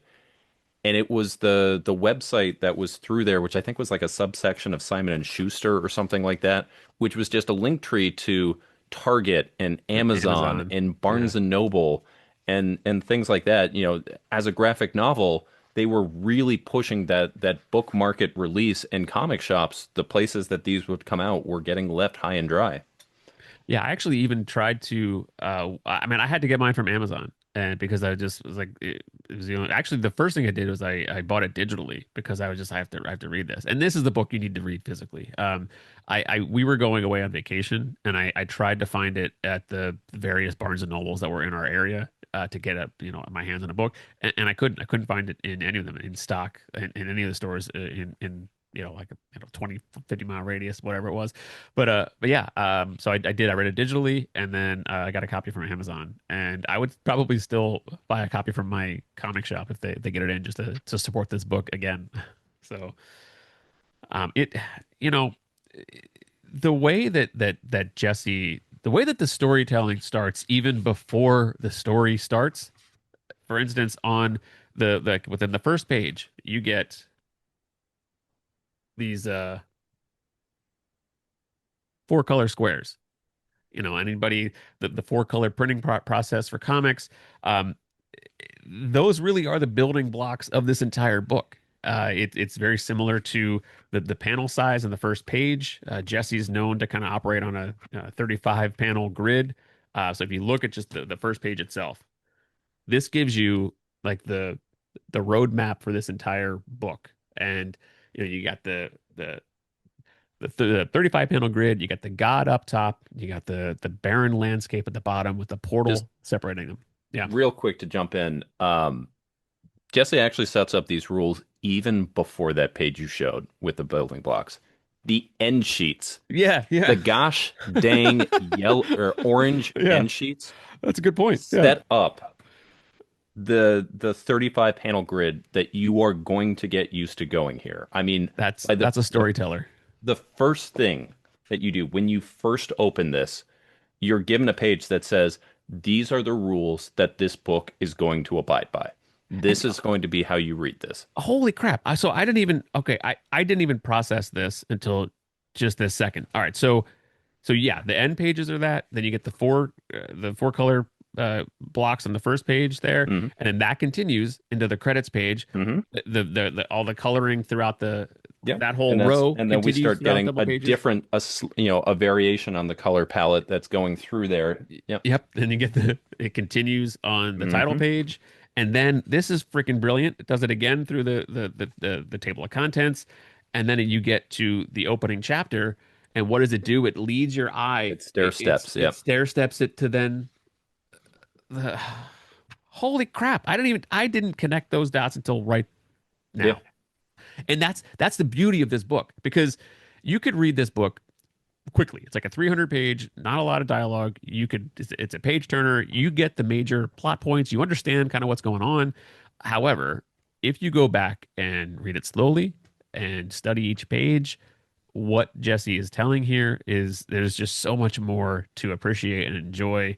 And yeah, I mean, I can't, I've, so this book, like I usually keep my books in pretty good condition, but like I've taken this book on multiple vacations now. It's been in my bag. I kind of toss it around. I beat it up because it feels in some ways like a textbook, but like a textbook I want to read. Like It's you're not going to sell back to the university right. You're bookstore like at the end for yeah, $5 a shampoo coupon. exactly. I'm keeping this one, and I feel like it just, uh, I mean, you'll be rewarded so much more by taking your time to study these pages and enjoy the story for what Jesse is telling here. And I had my my daughter. I saw it sitting there. She looked at it. We read like the first couple pages of it, and um, she she was like the first page. She was like, "Is he a good guy or is he a bad guy?" And I was like, "Well, it's a good question, kiddo." Um, but we flipped through the first couple pages, and she was following it along, and uh, I didn't read the whole thing with her, but when she came home, she does like 20 minutes of reading as part of like her homework that she Hmm. does. She's like, "Daddy, can I read Drome?" And I was like, like I'd love to sit down and read this with you, kiddo, but I don't know about it. Some of the directions it takes. I was like, I don't know, maybe not quite yet." Also, like I love this book, and I think there's a lot to be gained, with sort of reading and understanding it. But if the homework assignment is 20 minutes of reading, I this know, is probably not the book that I know. you're going to be this Yeah, is among a lot other of wordless things, right? storytelling Yeah, where the paneling, the art tells the story without needing the justification of the words which interspersing. again speaks to my daughter because I was like, "You're playing. Yes, I want you to enjoy illustration and comic art, but you need to read a book. There need to be words in it." But she was like, I like your approach, but no." Um, but yeah, I mean, there are so many things that Jesse does in this book that you might not catch on the first read through, but so that 35 panel grid, the way he manipulates the panels to help sell what's going on in the story itself is so impressive. There's times where so a couple things. So again, it's like a study in uh, design and let me find this page I was going to talk about. Because after you do that, I have my section set up that is my, when I was reading this at Jesse's table at Heroes, this was what really sold me as like, oh, this is something special. Okay, I think I know the scene you're talking about, so I'm not going to do that scene. But it's a different. So that 35 panel grid that I showed you before, this is a page where so he takes that 35 panel Yep. grid. Yep. And where are we at here? All right, so normally it would be this entire page, right? So, but she's pushing down on like physically oppressing this guy, and all of the rows of panels are compressed down here. So you're feeling the weight of her power pushing this dude down against his will, and it's all told by the compression of those rows of panels. It's freaking genius. Like that Yep. is amazing. So, um, So yeah, take it away. in a similar vein, very, very clever use because again, he's taught you the rules already. He says that there's going to be these 35 panels that are going there, and we go into this major fight scene that we have. And so we get these panels, some of which make up an image, some clash to the crowd, and we get all of this going here. We get some motion, but it's abiding by this particular grid setup. So we see that he's having some trouble there, but then we get a stab, and we go for this big image there, right there, and we start to get that, and you turn the page, and then suddenly we see this is getting real. Our character that we've been going along, he's got this sword that's in him. All of this moment is captured here. And the guy that did the sword, he's outside of the grid. He's outside of the confines of that, just sitting there. And throughout. I then we mean, turn the page again, it's and we before suddenly you do that, we hold on go, 1 second. So not to I just want to talk about this because it's amazing. So it's not just that single image of him standing there, but then like all throughout when he shows up, then in the second part of that down below, he's still outside of the panels, and it's just it's ah. All right, sorry, go ahead. Not to steal your no, no. thunder. I just yeah, it's just so Um, good. But then we go from that big image that's sort of showing the grandeur of that. And then we get the panels now using, showing us the frenetic action where we're seeing the sword slices going through that panel. We see the movement. We see everything that's all going through there. We see this sword fight happening through there. We get that. And we turn the page. And much like that page you showed, Yep. now he's on top, and our character that we've been seeing before, he has broken out of that panel grid, and we see him take the guy's leg and just smash him, and he smashes those panels out of the way. The impact is pushing all of those. We have this black background because the panels that would be there have been smashed away, and we see them moving about like that. And I think it is one of my favorite fight scenes I've read in comics, period. It is certainly my favorite fight scene of this year from just the inventive way that it uses it changes the pace of everything that's happening there. And again, it uses the rules that he created to then break, to then show the impact of those moments. Yeah. And then and then again, not to so after they have this fight with all these small panels, all this thing that's happening, all the action, there's like they kind of he they get separated. He tosses him aside, and then they're staring down in the Coliseum, and then you get this double page spread where it's just, Yeah. I mean, like the standoff, kind of the pause that happens in the action before they kind of charge at each other again, and you just get those huge shots, and it's so good. Like it's just so good. One thing I should mention too, we've got this whole time, we've not said what this book is about once. It's all Right. about how much we love it. Highlighting our favorite scenes, the way that it's laid out. But we haven't said anything about the actual like plot of the book itself. Um, so while if you want to, show something that kind of shows that there, I'm just going to read from the inside flap. First there was nothing. Then there is life, and an endless cycle of violence begins. From the depths of the ocean, a mighty demigoddess emerges to teach a language of peace. Civilization takes root, the champions of order reign, but chaos has a champion of its own. And so what this book ends up being is the sort of fight between the forces that these two set up. So we see the first thing that we see is chaos. That one that your daughter asked, is that a good guy?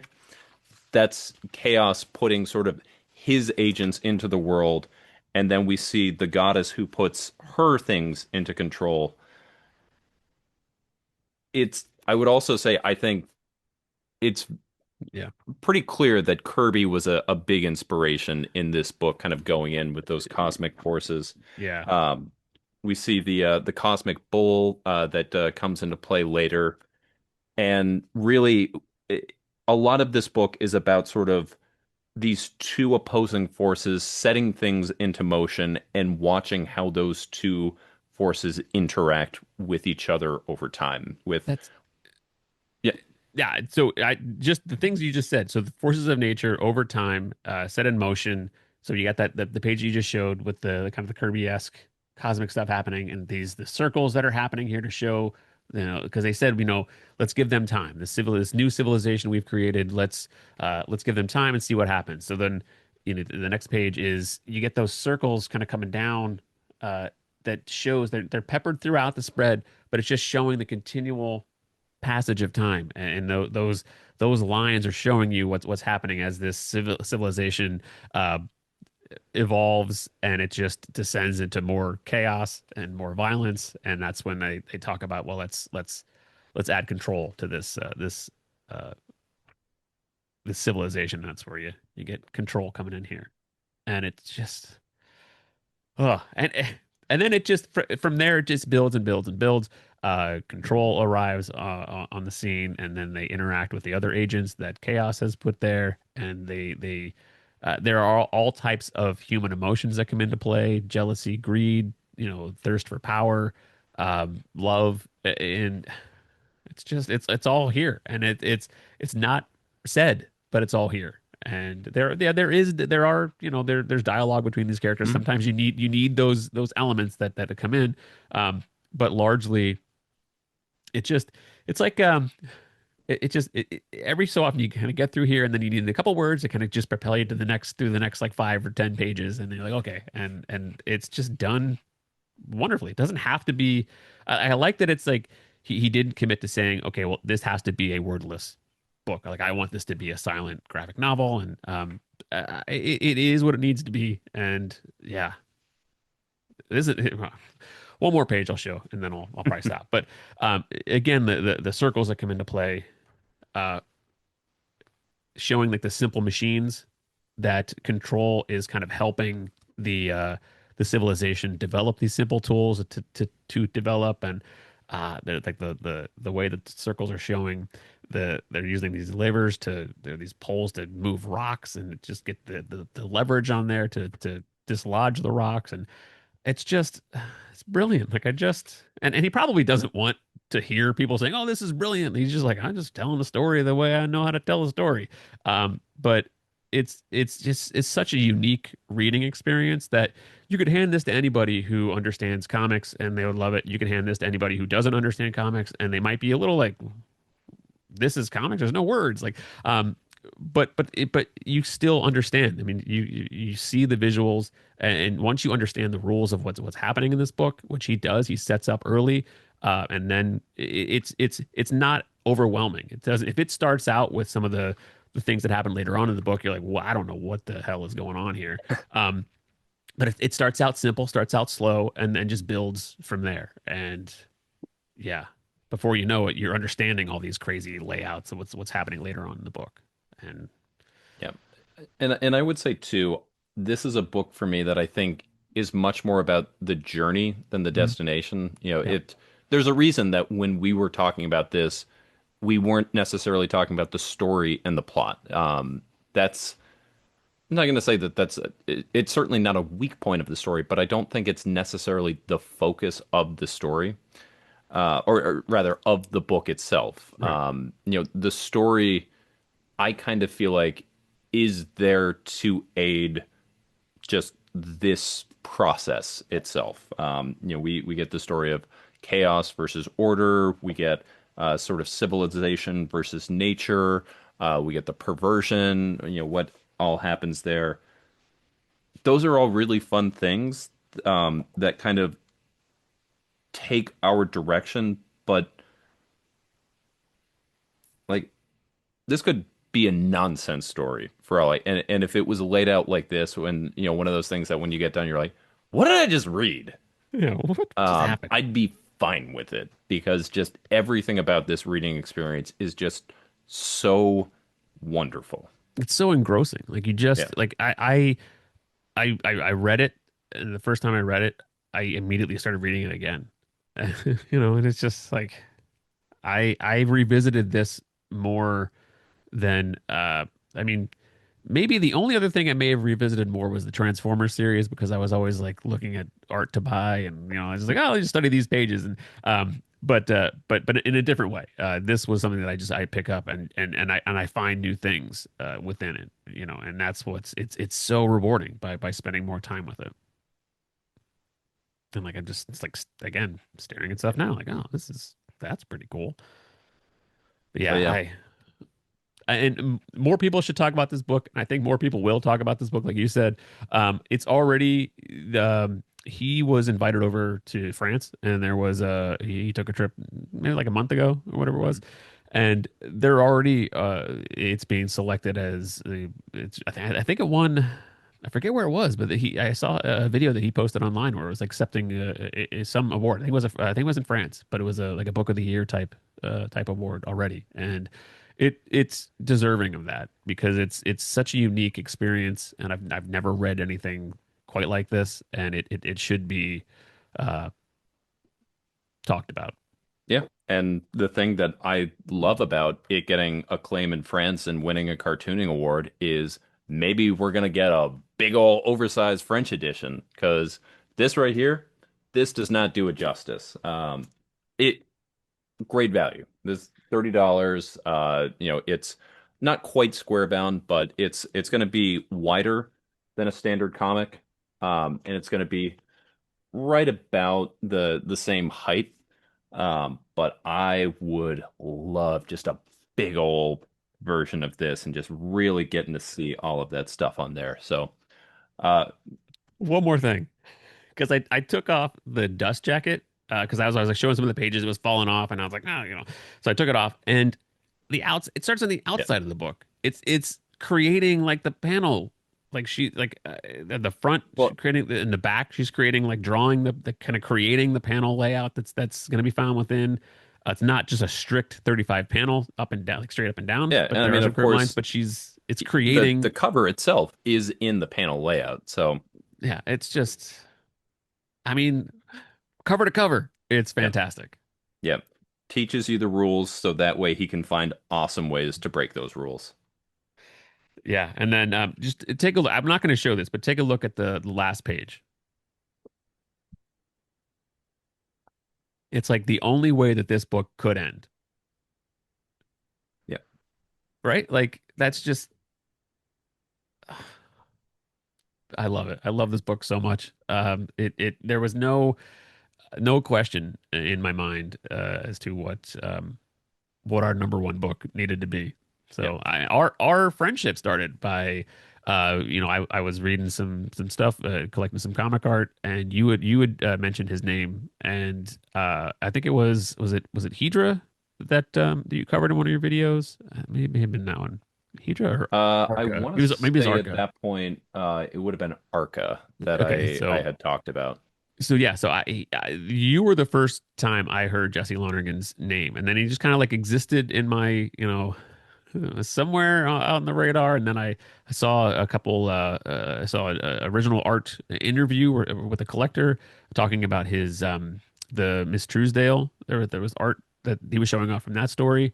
And then I went on to the artist bullpen site to see what I was like, that's Jesse Lonergan. That's the guy that Bunk was talking about. And like, and I just kind of connecting the dots. There was a short story he did on the turtles, red or black, white, and Black, green. white, and green. Yeah. Yeah.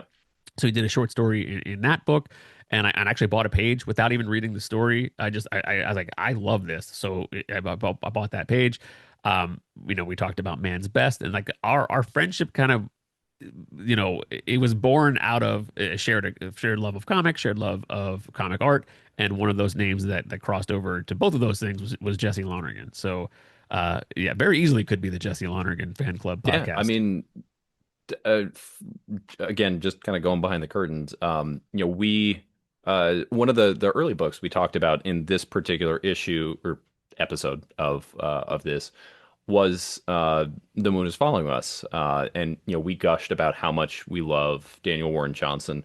Obviously, we're not alone that way, but I did not know you were a DWJ fan until after I knew you were a Jesse Lonergan fan. Yeah, And I think that kind of speaks to sort of his talent and the fact that he is still a little bit of an unknown, so that we both were kind of like, tee hee hee, we get to be in the Jesse Lonergan Club. yeah, We know that we love him. we're like in the know. Yeah. Yeah, yeah. So Drome 100% gets the Tired Dads Comic Club Book of the Year 2025.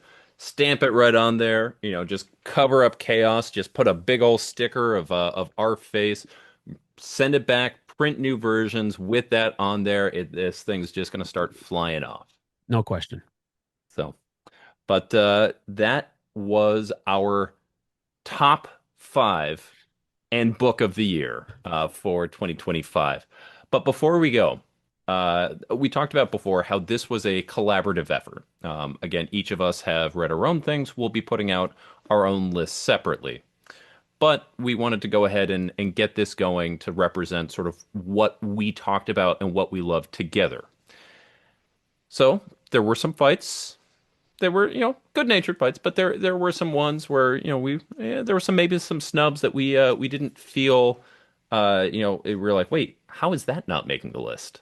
For the most part, this was pretty easy, honestly. We agreed with most of it, but you can't agree with everything. So, Carl, here's your chance to shout out, what are you mad at me for not allowing you to put into the list?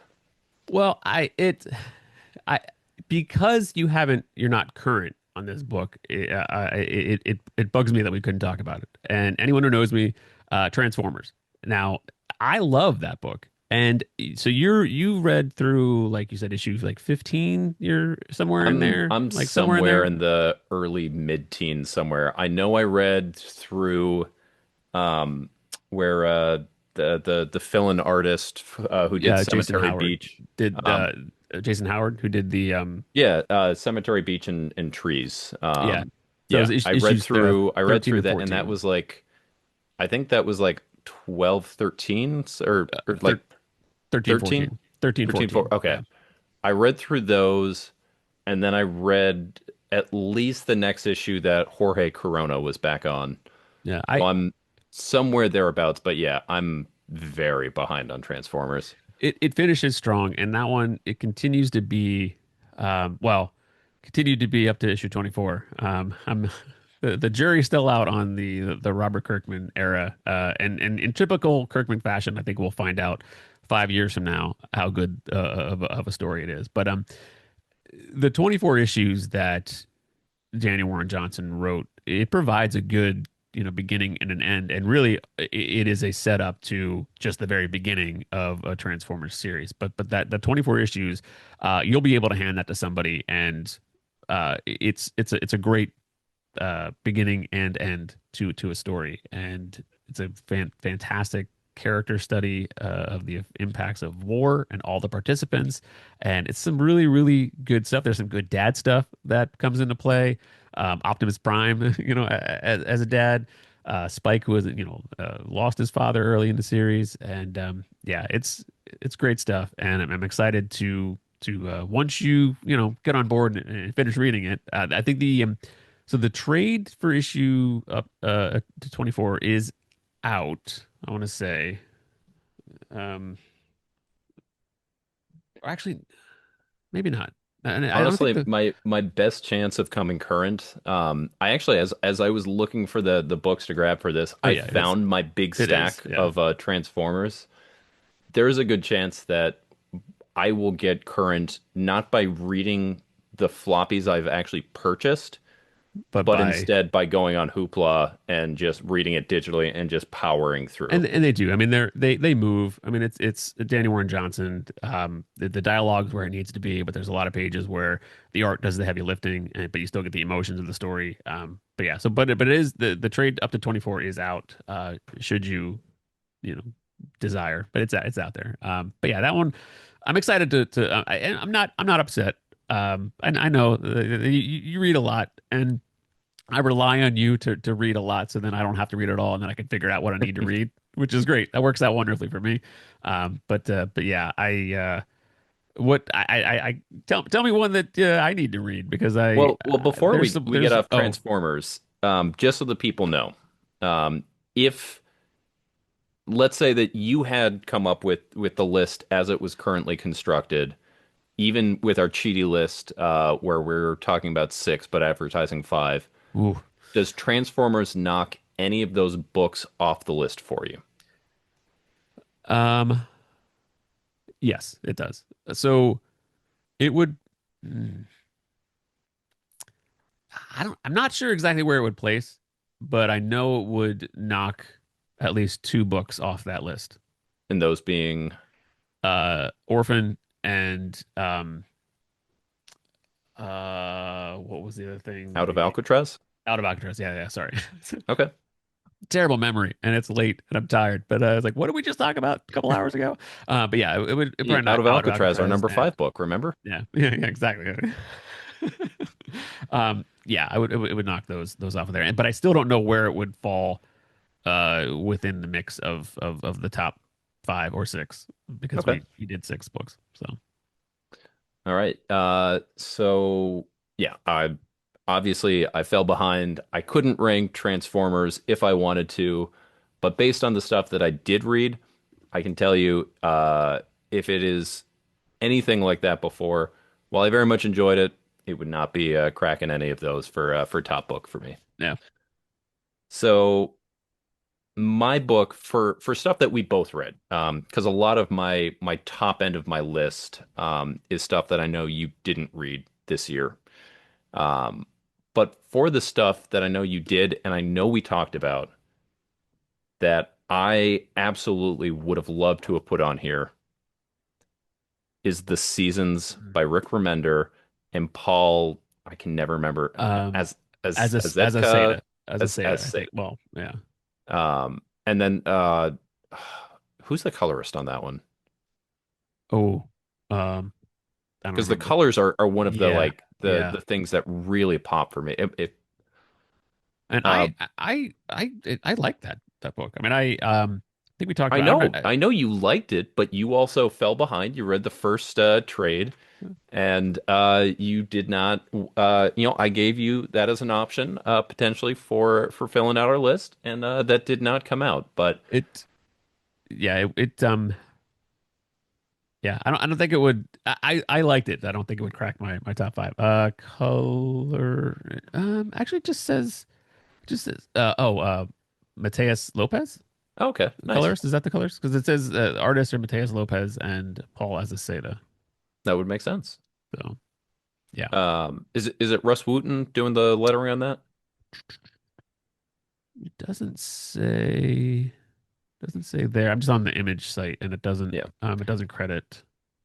Uh, Regardless, though, very few books this year have delighted me in the same way that the seasons has. I mean, right from that oversized first issue where the entire I would say this. If you did a list of single issues, like a fascinating single issue reads, I think seasons number one would probably be on like a top five list. You know what I mean? Because like the way that book is crafted, I loved it. I loved that the journey.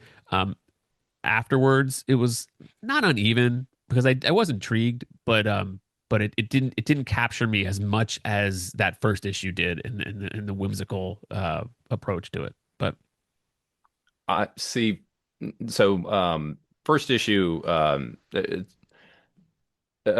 seasons for those that haven't read it, it's I want to say remember talked about inspirations like a lot of the band des années, sort of your Franco-Belgian stuff, and he cites specifically The Adventures of Tintin and also Hayao Miyazaki, and it feels very sort of in that vein where it's a young girl, the youngest of four sisters, all named after seasons, thus the seasons. The family is named Seasons.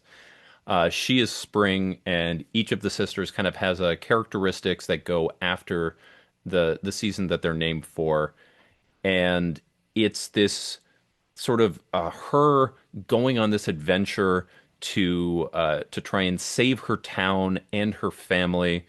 And while this is going on, there's a sinister carnival that's coming into town. And what you find out is they're sort of giving everyone their heart's desires, or so they think, and sort of turning them into mindless zombies that are just sort of obsessed with seeking pleasure. And one of her sisters warns her in a letter about the coming of this carnival. And issue one is her as a mail delivery person chasing this letter that she has while trying to deliver to everyone else. But the letter that's for her, is taken on a wind and it flies all the way through her town. And so it's her running after and chasing it. And it takes you through the town and it does a really, really fun way of basically setting up the world that we're going to see. You get to meet the town, you get to meet the people there, and it's not just sort of, uh, you know, uh, this is the bakery. Here are the characters that are there. it is that, but it does it in such a way that it's so much more because you get to see the action of her going in. You get to see everyone being annoyed. Seasons, you come back here with that, and all the while she's talking to her goldfish that's going along with her through that, who's just looking and blub blub blub, and so she's talking as if she can hear him, and it absolutely delighted me and at certain times gave me a little tingly, a little. It's not a horror book, but there's some chills that go into it. It's very creepy. There's a lot And of creep involved, but yeah. and like I said, the number one thing that I would use to describe this book is that it's delightful. It is, it's a family book about, a girl trying to bring her family back together. You get the characters kind of all convalescing there, but really it's just the art, the coloring, the city, the town, all of that is what's really setting this up. And just every time a new issue of that comes out, I am just utterly delighted by it. Yeah, And I wish you had let us put it on the list. I mean, if only we were able to talk about it. That'd be a shame that we're not talking about the seasons right now. It really is. It I'm really is. sorry. I'm I wish we sorry. could, but we I can't. So, apologize. Yeah. you know, so we didn't. We make the rules. We'll talk about what we want to talk about. Yeah. We make the rules, and we also force ourselves to live by them. So, if we want We to will do a top not five talk list that about the actually has seasons. six, Yeah. we can do it, but And we we can want only talk about those six. We're nothing not more. allowed to talk about any others. Yeah. Not at all. We follow the rules around here. We absolutely do. Do as I say, not as Not I as I do. do. Nope. But yeah, so with that, that has been the top books of 2025 as decided, argued, and lovingly discussed over by the Tired Dads Comic Club. Down below, if you've made it this far, we would love to hear, have you read any of the ones that we put on our list? If so, do you agree with any of these? Do you feel like maybe we're puffing some of these up, or do you think that maybe Moon is following us shouldn't have actually been on that list altogether? That it's a great book, but it probably doesn't deserve quite that level of acclaim. Do you think the list is Or impeccable otherwise? maybe it should be higher. Maybe it should be higher on our list. You don't know. If you could, that is a thing you could write down in the comments. But whatever your feelings are on that, please, we would love to hear you. We'd love for you to be part of the club with us. Let us know down below, what you thought of the books that we've talked about, and also what are the books that you are loving right now that didn't show up on our list. As mentioned before, Carl and I will be putting out separate lists. Carl, I am committing you to that, so you got to figure that out. Yeah. But maybe there will be some other books that you love that'll be shown up on those. There's a maybe there's a book. I don't know if we've talked about it much, but Batman Dark Patterns. We we were not talking about it today because We're we we're can't talk not about it today because somebody didn't read it yet. we're not discussing this. Also, someone has an autographed copy of Batman Dark Patterns. Do you have an autographed copy of Batman Dark Patterns? No, that's why you don't want to talk about it because you'll be so jelly. When you got it autographed, you'd be like, I haven't read this book, but you signed my book. I'm gonna put it on eBay. I did not tell him that. I was too busy talking about homesick pilots and telling him about the double page spread when they go in there, and he was telling him about how Casper was not very happy with him that he did that. So you got to pass. You got to pass that you Yeah, didn't read this other book that he's known for now. So that's but I fine. am That's fine. looking forward to it when the trade comes out next year. Yeah. But anyway, we want to hear from you guys what you've been loving. If you agree with us, if you disagree with us, please let us know below. Yes. Uh, Carl, besides the top 10 video that I have volunteered you for, what else do you have coming down the pipeline? Um, got some art coming in. There may be. I mean, I'm not sure when they're going to ship. If Felix has talked about being behind on shipping, which is fine. I always like having things to look forward to. But maybe some the moon is following his pages coming more because yeah, I have a problem, but whatever. Yeah, that I'll do the best of stuff, and I've been looking at more of the Tom Riley art on the GI Joe series and the Dreadnought War story arc that's been going on. I've been kind of taking a look at the original art scans because I just love a good reason to talk about more Tom Riley art. So yeah, that'll be in the works. But who knows? I mean, you know this more than many. The holidays. It's gonna be busy. Creating videos, not always the priority, which doesn't need to be. But yeah, I'll try to get some stuff out. But I'm gonna focus mainly on the holidays in the next couple of weeks, which I suggest many people do. Yep. Well, very nice. Very cool. So, all right. Well, we've been the Tired Dads Comic Club. This time, I think more than most, we are living up to that name, in that we are both very, very tired and Yes, very excited to go to sleep. absolutely. So, I've been Bunkmaster B.